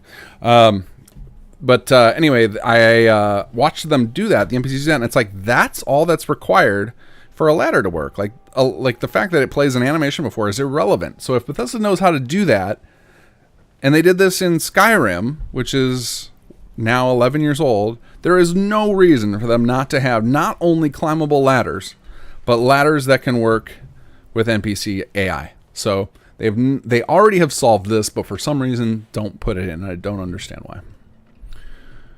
Like, it was to the point where when I saw that happen, when I saw Lydia use that lift and go up there, I was like, this is nuts. Like, I need to look into the implementation of how they did that, because whatever they did Fallout 4 can do it too. We could make it so that we could put out a mod that's like allow companions and NPCs to use our ladders. Like that is totally reasonable to do now. And if Bethesda would do it at the engine level, we could just have it in their games. But from what I recall of the talks from Starfield, even though they showed in the trailer a ladder in Starfield, they still said, I think Todd said, like, we still don't have real ladders. And it's like, are you kidding me? Are you kidding me? You've had this working for over 10 years. Anyway, rant over. Let's see, going on down. Canuck, you're saying correct. I don't remember about what. Oh, Vault 81. Yeah, everybody's saying correct about that. Okay. Oscar Fry, can you remove the raider spawn in Concord? One of the Concord wall is built. So one of the things I'm going to do, Oscar, is offer, or I'm going to do something automatically, rather, for F4SE users, which is I'm going to take advantage of there's a function that's like no encounter zone. You can like stop encounter zones from resetting. I am going to go back at some point and change all of our quests that take over an area. So Conquer, GNN, Medical, Mass Bay Medical, and make it so that after you do those quests, it will stop them from those zones from resetting. And then for Xbox players or people who don't want to use F4SE, I'll probably put out a patch mod that does it. That's just like, it's not going to do it after the quest. It'll just be like, these are just going to flag those as no reset in perpetuity. So it'll make it so that those zones never reset anymore, so that after there'll be bad guys in there when you do the quest, and then after that they won't be anymore. And I think that, you'll lose out on a little bit of loot, but from the cells not resetting, but I still think that will feel better of not having, and even the cells resetting and giving you loot feels kind of stupid too. In fact, I think cell resetting in general, in the way that we're playing Fallout 4 now to like build up all these settlements, it actually feels pointless. Like it doesn't feel good. It feels like the world is devolving. Like I know that they put in cell resetting to make sure that there was always activity, but I think it actually it makes less sense in the world where you're building up settlements and you're trying to feel some progress in the world. I think cell resetting is actually a mechanic they should get rid of. Maybe they will for Starfield. Like they don't really need it when they have 1,000 planets. There's no reason for them to have cell resetting.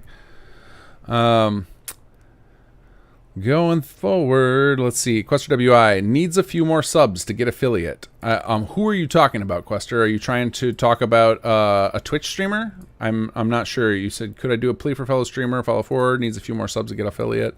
Is it somebody who's streaming right now? Like I can't really do a raid if that's what you're asking for, but if you want me to shout somebody out, I'm happy to just give me a name.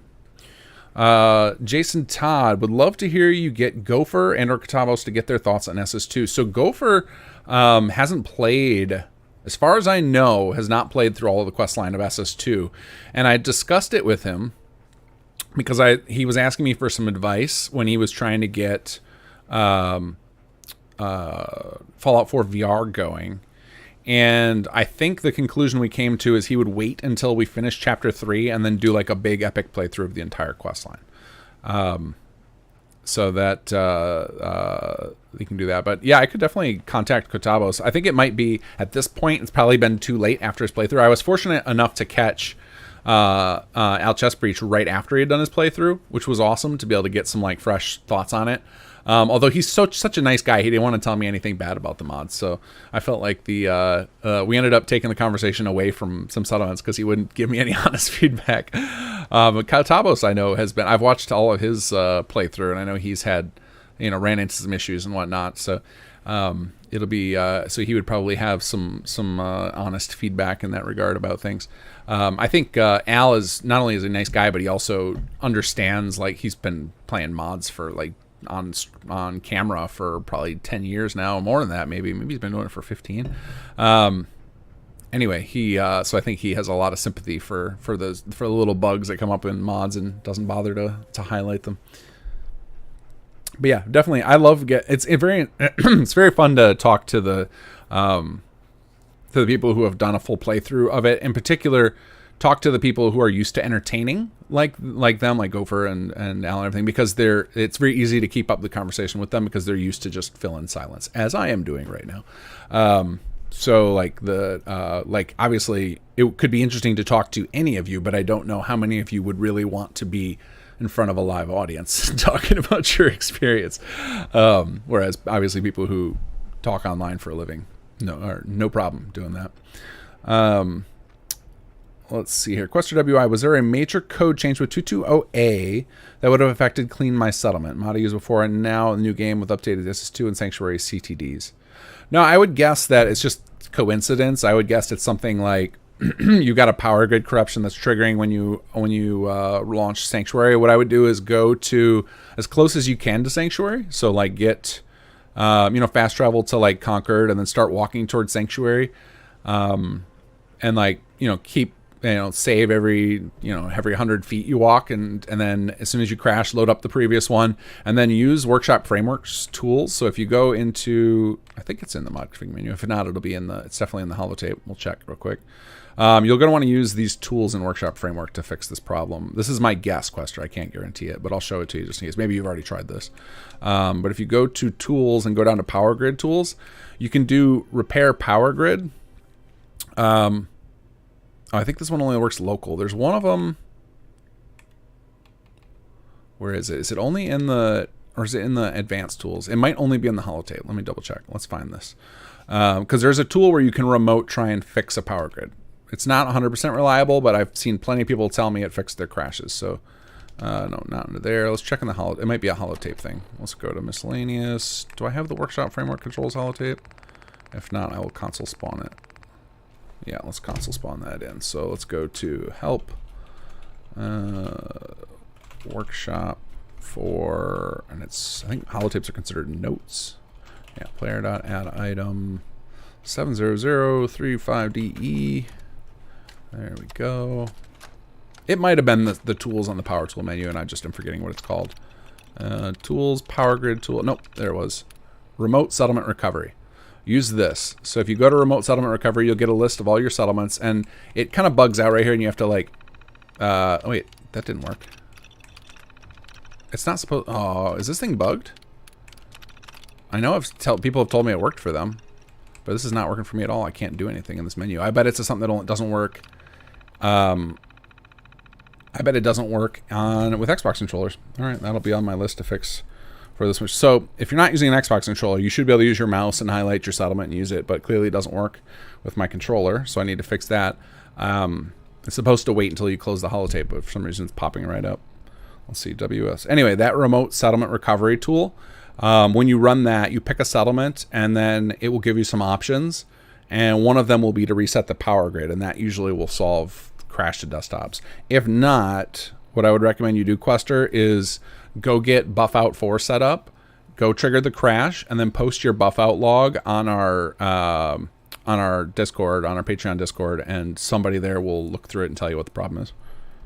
That the buffout thing is such a godsend for Fallout 4 modding, because it's helping us like figure out where the real issues are, and like that's how I know the power grid is such a common problem. I've stopped worrying about. So we used to worry that texture overload was a big cause of crashes, but now after looking at so many buffout logs, I think that's a rare issue. Usually if textures are crashing, it's not from too many textures, it's because of texture mods putting in corrupt textures in their replacers. And so it tends to be that most of the crashes are that, and then occasionally you'll get a crash like driver issues. There are another one where some people people need to either roll back or update their drivers are a common crash issue, but it's almost never anything to do with just like just straight up you just ran out of memory. Like that's just not really a thing that I've seen with this. So that was good news. That has been great with buffout. But anyway, buffout can at least take away the mystery for you. And I stopped writing my note to say all that. So let's see, WSFW remote recovery popping up before exiting Pip-Boy. And now I also want to go back into Oh, see, and that time it worked. I was able to close the Pip-Boy without closing the menu. So I can show it to you. So we're going to go in here. I'm not going to actually run it because I guess it doesn't matter. I can roll back my save. So we'll just pick an arbitrary settlement. Let's do one I know I have stuff on, County Crossing. And then you get this option. And here you can scan the power grid, which will dump a bunch of information to your log. This is an advanced. This is really for power users who want to like understand the tech behind it. Then you have repair power grid. This is the one that will do it for most of you. Destroy is kind of like if repair doesn't work and still crashes, try destroy next. And then this is your emergency button, reset location. And this is the only option available on Xbox. Reset location will probably cause a lot of weird stuff. It's probably going to like change some of your vanilla settlers, like what clothing and face they have. It's probably going to change a lot of the containers to have all their loot back. It definitely nukes your power grid, which is good, like, because if the power grid's causing a crash. And then it will likely delete a bunch of things you built, but it will make your crashing stop. So this menu will fix it for most of you if you have crashing in a settlement. Even on Xbox, the reset location, it's kind of a cure-all. It's just it's an ugly cure-all because, like I said, it causes problems. Discmaster, hopefully when you do that, referring to the rebuilding the Vault 75 pre-combines, that will greatly improve the load times for the interior. Haven't even looked at the vanilla version in PRP dev yet. Keep me posted. Yeah, we'll do. Let's see here. Canuck, Smart Blue Cat, and Inigu ruined Lydia for me. I've been playing modless through Skyrim and thinking about and like taking notes as I go of like things I wish I had. And the number one thing, or the first thing I wrote down was, man, these companions in Skyrim are lame. Like Lydia is as funny as a meme, but yeah, she's not like the companions. Like it's no wonder that when I'm going to say her name wrong, Serenia, the vampire chick, like when she came out, I was like, oh, this is such an improvement. And then you compare her to something like the Fallout 4 companions or like a mod like Inigo, and it's like, man, Bethesda did not really do companions much justice in Skyrim. They were basically like glorified pack mules. And, you know, and part of me thinks that kind of works with the Skyrim feel of like you're isolated and you're alone and you still have the extra benefit and they're kind of with you, but and like, you know, maybe that would have changed the whole tone of Skyrim if it had a Fallout 4 companion system. And maybe in the negative, maybe Skyrim wouldn't have become as popular as it was with a system like that. But it definitely there are moments where I'm just like, I see Lydia and I forget I have her with me because she's so mute and doesn't say anything useful. And then other times I'm just irritated. The other thing that sucks real bad with companions in Skyrim is how easy it is to accidentally kill them, which I'm so glad they made all of the companions in Fallout 4 essential so that you can't just randomly kill them. But there's been so many times where I have to just run around and kite enemies to avoid killing Lydia, or I'm like, this is stupid. And then at one point I was in the Solstheim, I got the option, there was like this spoiler alert for those of you who also haven't played it, in that world you go with all the books and like the crazy like green and black sky.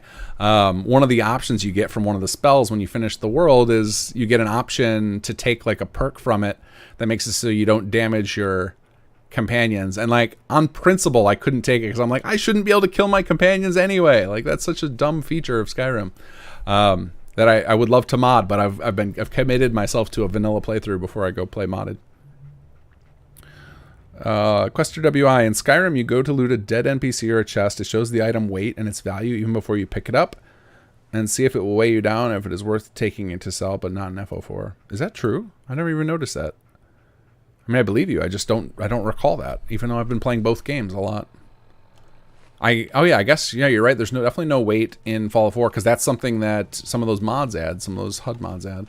I just don't remember it in Skyrim, but now that I'm thinking about it, yeah, I think down in the bottom thing it tells you. That's a good point. Mod Hunter 42, auto place power poles. How do we set the default power pole? Let's go find out. Let's head back to a settlement and I'll show you. Oh, I'm in a settlement. I'm going to do a different settlement though. I want one where I'm outside. Outside and not a lot built. Let's find that. Let's see. I think Somerville would be a good spot to show off this.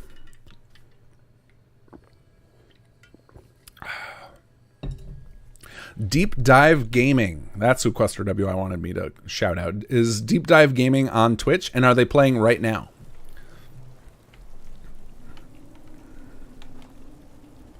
All right, let's see here. Now I got to remember, how do I set the default power pole? So we're going to try and go to a plot. Activate, customize plot, change power pole. So this is where you change the power pole. There's probably change the power pole, yeah, because I didn't select one. Advanced, configure defaults. Here we go. Defaults for this plot class. So here it is. I'll go back and show it again, Mod Hunter, if you didn't see this. So you go to any plot, and it'll be like, okay, so this is a, what kind of plot is this? Is this a 2x2 agricultural? So I actually should change the name. It says to this plot class, which sounds like building class, which is a poor wording. I think it actually means like all 2x2 agricultural. So let's do this. So we're going to go to advanced, configure defaults, default power pole, and we're going to do ornate street lamp. So now in theory, after that takes, which should be done now, it's not that big a deal to set that. If I build another 2x2 agricultural, it should get a ornate street lamp. Let's see if it works. Agricultural might have been a terrible example to start with. Actually, let me see, is it foundation or non-foundation? It's just regular, okay. So this might not work because I don't know if agricultural will place them at all. Let's find out. Let's see if you get a big fat default power pole. If not, we'll test it. I haven't tested this feature in ages, so maybe it's just not working, period. All right, let's try it with a different plot type, because agricultural, like I said, it might not do that. Let's do residential 2x2. So let's go activate, advanced, configure defaults, default power pole, ornate street lamp. Give that a second. And now let's build a 2x2 residential. Let's check one more time. Is this, yep, just regular 2x2. Plop you down over here somewhere.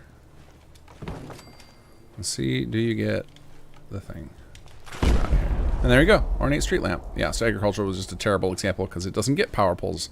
So yeah, so that's how you do it. So you go to any plot type, and you do it on a per plot type basis. You can arrange for all future power poles to be a particular different type if you want. It's one of those, it's in advance for a reason. It's a feature that most people won't discover, and most people don't need. But for power user, it's there for you. Mod Hunter 42, building city plan, not enough resources, no ASAMs. Add item, box of ASAMs. Building city plan then works, but leaves the box in my inventory. Interesting. Well, we'll call that a beneficial bug that I'm not going to rush to fix, but that's very interesting. I'm fairly certain that's already on my list if someone hasn't showed me as much. But yeah, man, I remember testing that not that long ago because I fixed a different bug where it was that maybe that's the problem. Maybe I fixed this other bug and I caused that one in the process. But I remember there was a bug where if there were ASAM sensors in the workbench of another settlement and you went to build a city plan, it would not use those even if those settlements were already connected with a provisioner. Now that's the bug I think I fixed. So maybe when I did that, I made it screw up when you have a box of ASAMs, and maybe it caused a weird issue there. I don't know. We'll look into it though. Quester WI Gopher is going on a 4-week holiday next week, and he is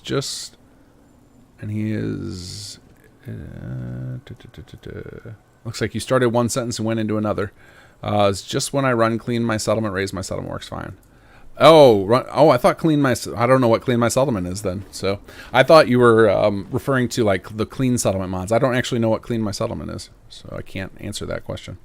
I don't know what would have changed to mess that mod up. Because there's no way clean my settlement would be doing anything SS2. With SS2, it would be touching stuff that's in Workshop Framework. But I don't know enough about that mod to answer that question. It's by Whisper, okay.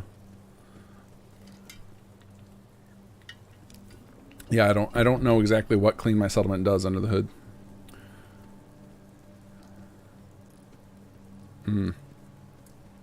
Yeah, unfortunately, Clean My Settlement... unfortunately, Whisper, as far as I know, has retired from modding. So I don't think we're going to get that question answered either. I Hunt You 3. You are a beast, my man. Thank you for all the hard work you and the team put into these mods. I start every new Fallout 4 playthrough with the Sim Settlements on. That's awesome. Thank you. I'm glad you're enjoying it enough to keep doing that. I hope we can continue to earn that beast title in the future. Actually, I want to go check out our deserter, so I want to get out of this rain. Was the only reason I popped open the menu to think to do that. Let's see. Please, please, please, unkillable. Oscar Fry, I have a question. I was told that you shouldn't use a city plan at Sanctuary Hills when you start the mod. Can you possibly explain why? So if certain city plans will block Codsworth's pathing, and then you won't be able to recruit Codsworth. You won't be able to finish his quest. So we have the city mods. You can use them, but it's going to give you a warning and say like, hey, this could cause a problem with a default quest. And that's what it's talking about. And then after you recruit Codsworth, then it... you don't even have to take him with you. You just have to get to the point where he's available as a companion. Then you should get an unlock pop-up that says city plans are now available in Sanctuary.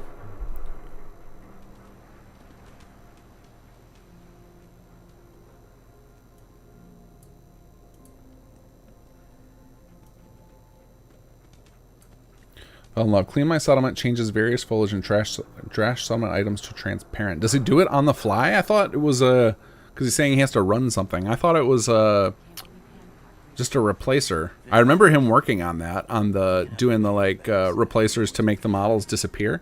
I didn't know that was a toggle thing. That's interesting.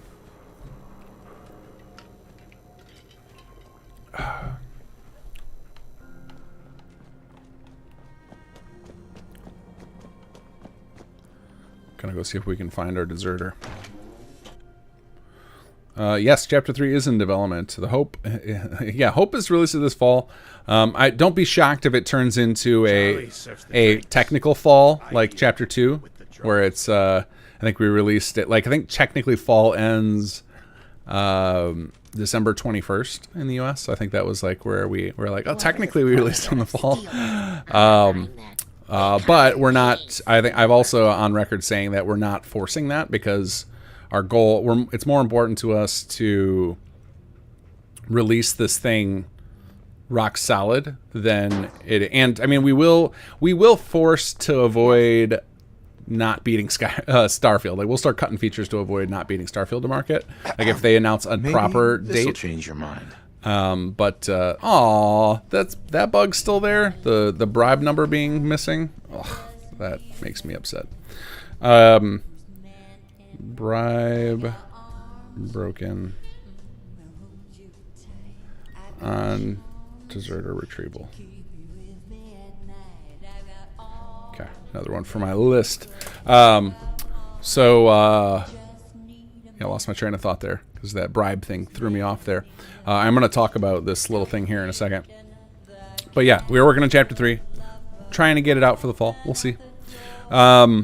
So this little mini game is something you obviously don't have to do. You can just let your admin department get it.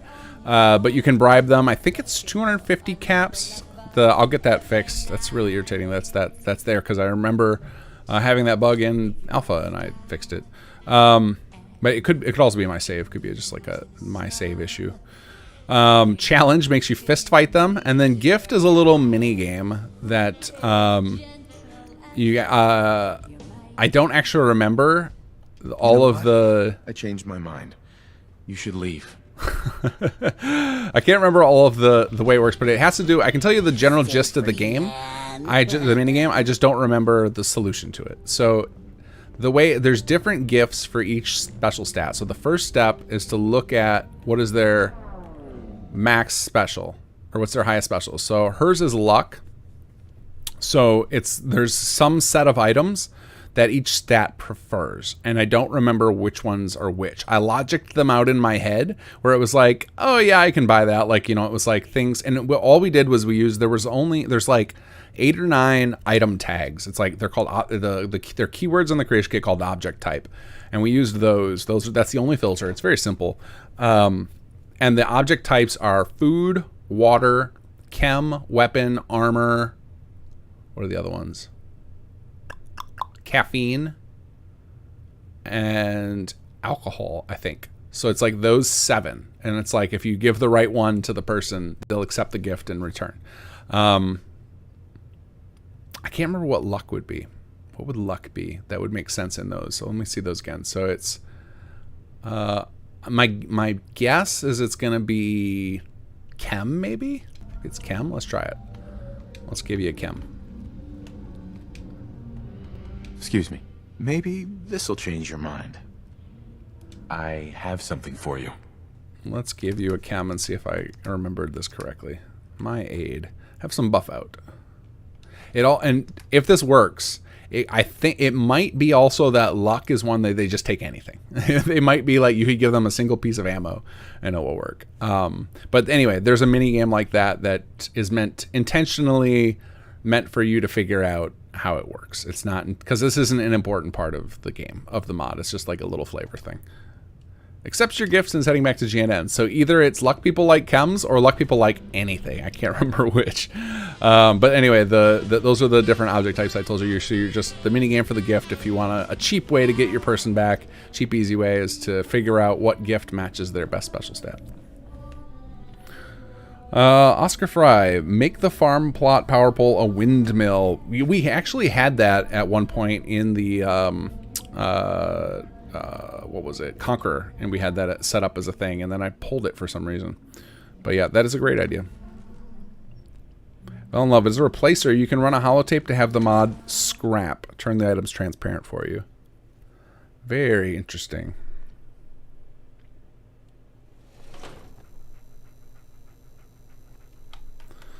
Yeah, I could not tell you why Clean Settlement would break all of a sudden. Like I would recommend trying it on a clean save. Like just go do it on a brand new save that you haven't done anything with SS2 on and see if it still happens there. And that will confirm if the issue is, you know, just full hard incompatibility with the changes to SS2/Workshop Framework, or if the issue is something else. Because it could be like it's just a it seems like it, you know what I mean? Like sometimes it can be circumstantial that it's like it's the update plus something else, and then not a hard incompatibility, which would be good to know, right? So that way you could, in future playthroughs, you'd be able to still use the two mods together. Yeah, the windmill idea is really good. I wonder if there's a. So I think the reason that I wouldn't immediately bring it back is we would need to make a new windmill model, because I don't think there's a good windmill in the base game, is there? Because what we would want, let's imagine that. Let's go up to here. So the thing I built in Outpost Zimonia is I'm imagining in my head now that tower we built up there, that power tower, like that with like a little tiny version of the spinning thing on it. Because the nice thing is like spinning NIF files are easy to make. Like it's a very easy thing to create. So, you know, like that tower is way too big. But like that, you know, like I want like a classic like a classic windmill. I think like this thing, like obviously this power windmill, this is not going to work. That can't be on there. That's too big for the plots. We need something like skinny. But I'm thinking like if it was like this thickness and it went up and narrowed toward the top and then went to just like, you know, a mid height, not that tall, but like maybe, you know, 2/3 of that height, and then had a small windmill on the front, like not this big monster propeller, but something like a little more self-contained, that I think it could fit in that space. Because we'd want to be, you know, you think about our power poles like that go on the plots. Let's look at them.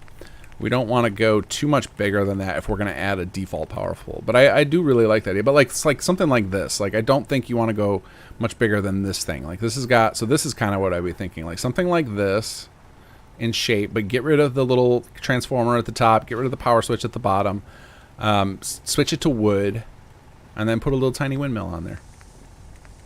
I think doesn't Far Harbor have a windmill in it?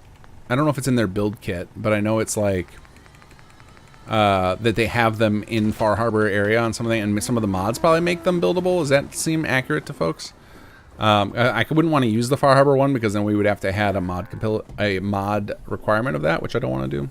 Anyway, Quester, thank you for the donation.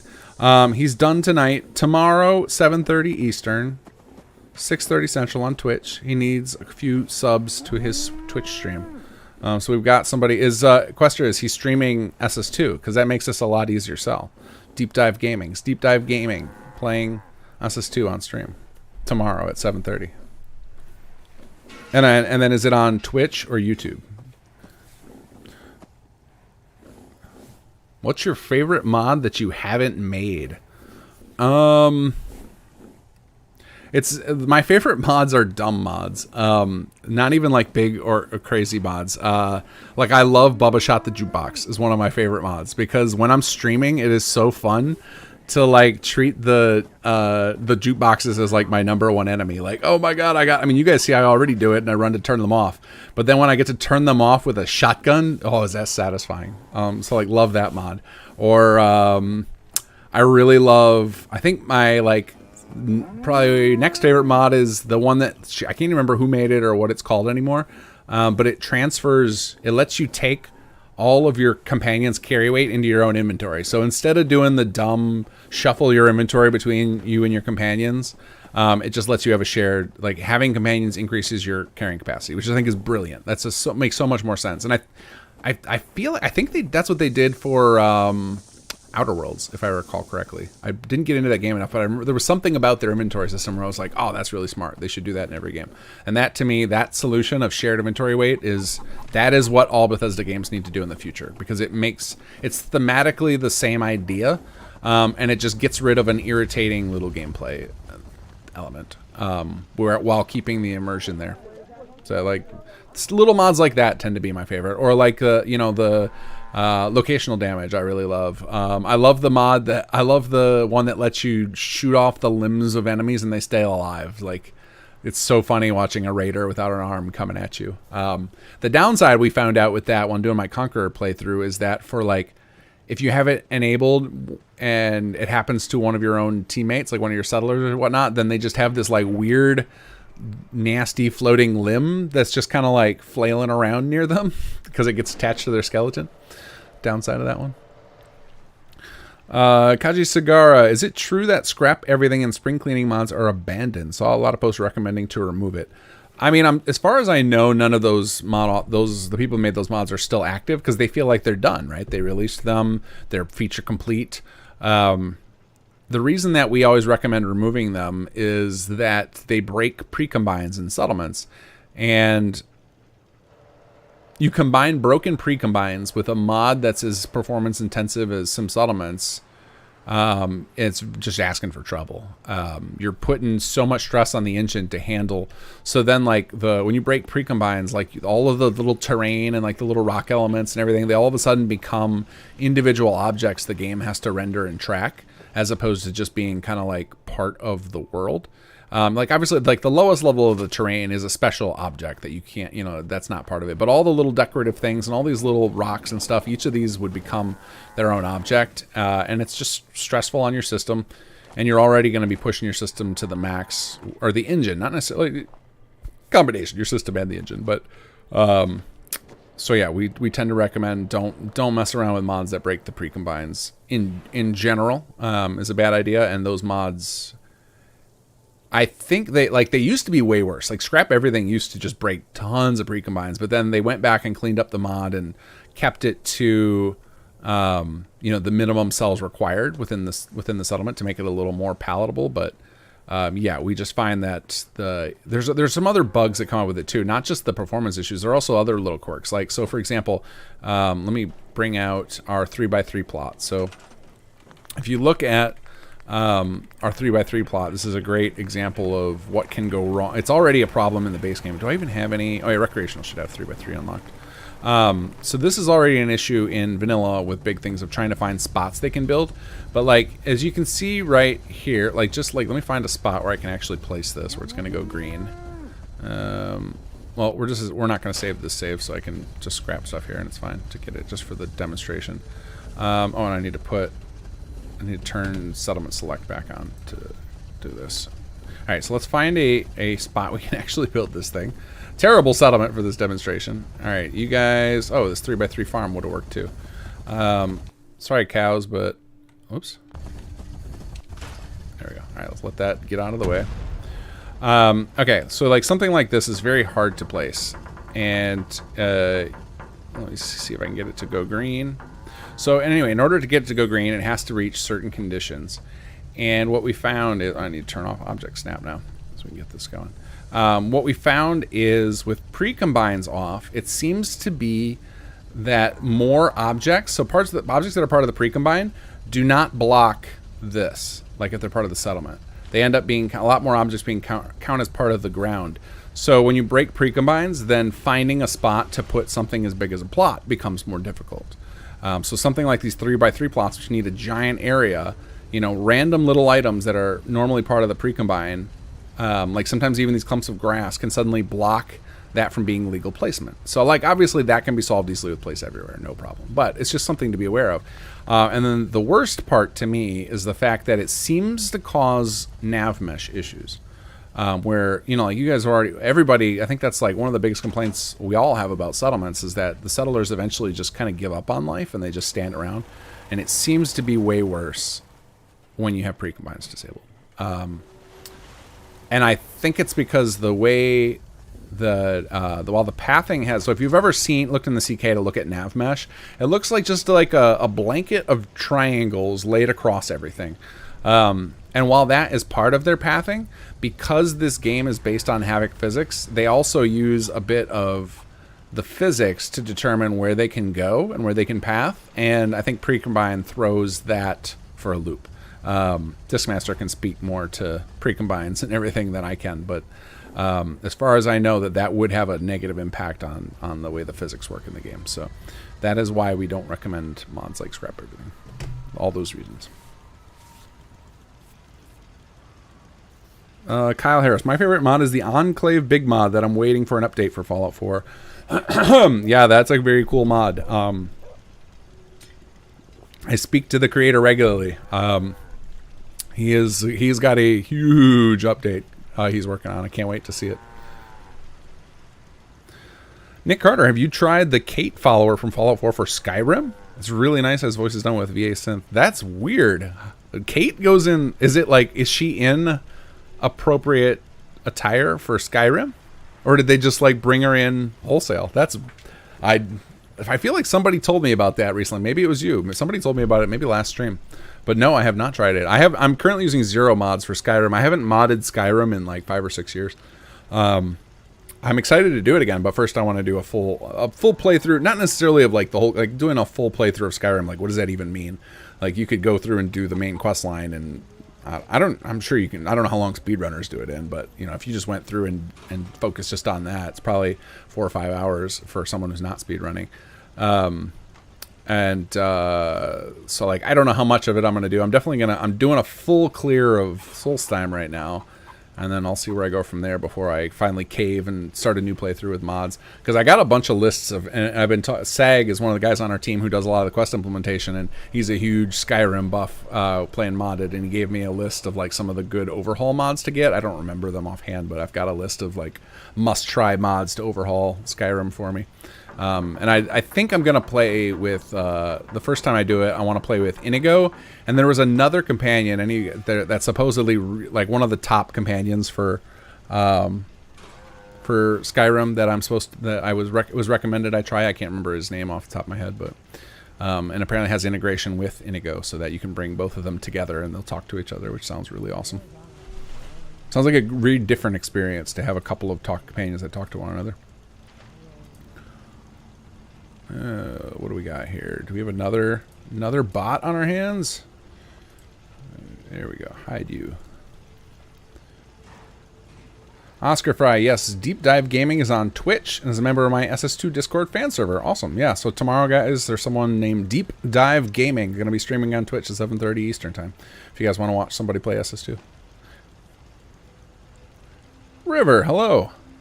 I gotta get River. We got it. Let's try and get you on stream. You want to do a charity stream next week?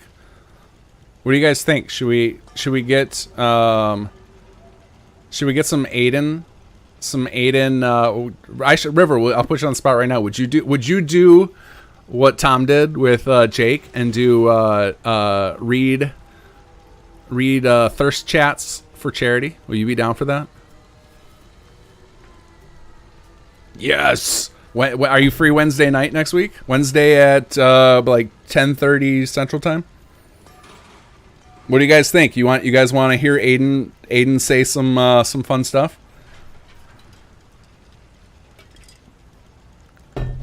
We can do that. We can do what we did for Jake a couple months back.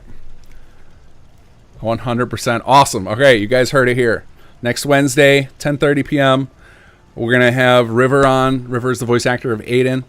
We'll do another charity stream. You guys can super chat stuff, and he'll read it in the Aiden voice. It'll be fun.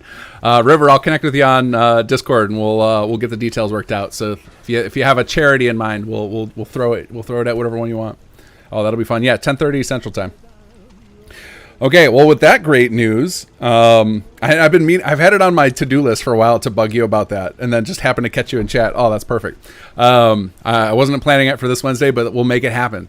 All right, guys, that's exciting news. So I will end the stream now, and on a high note here, and I'm gonna go play some Skyrim, I think, and then go to bed. So I will catch you guys all next Wednesday with some Aiden. That's gonna be fun. All right, guys, take care, and I'll catch you next week.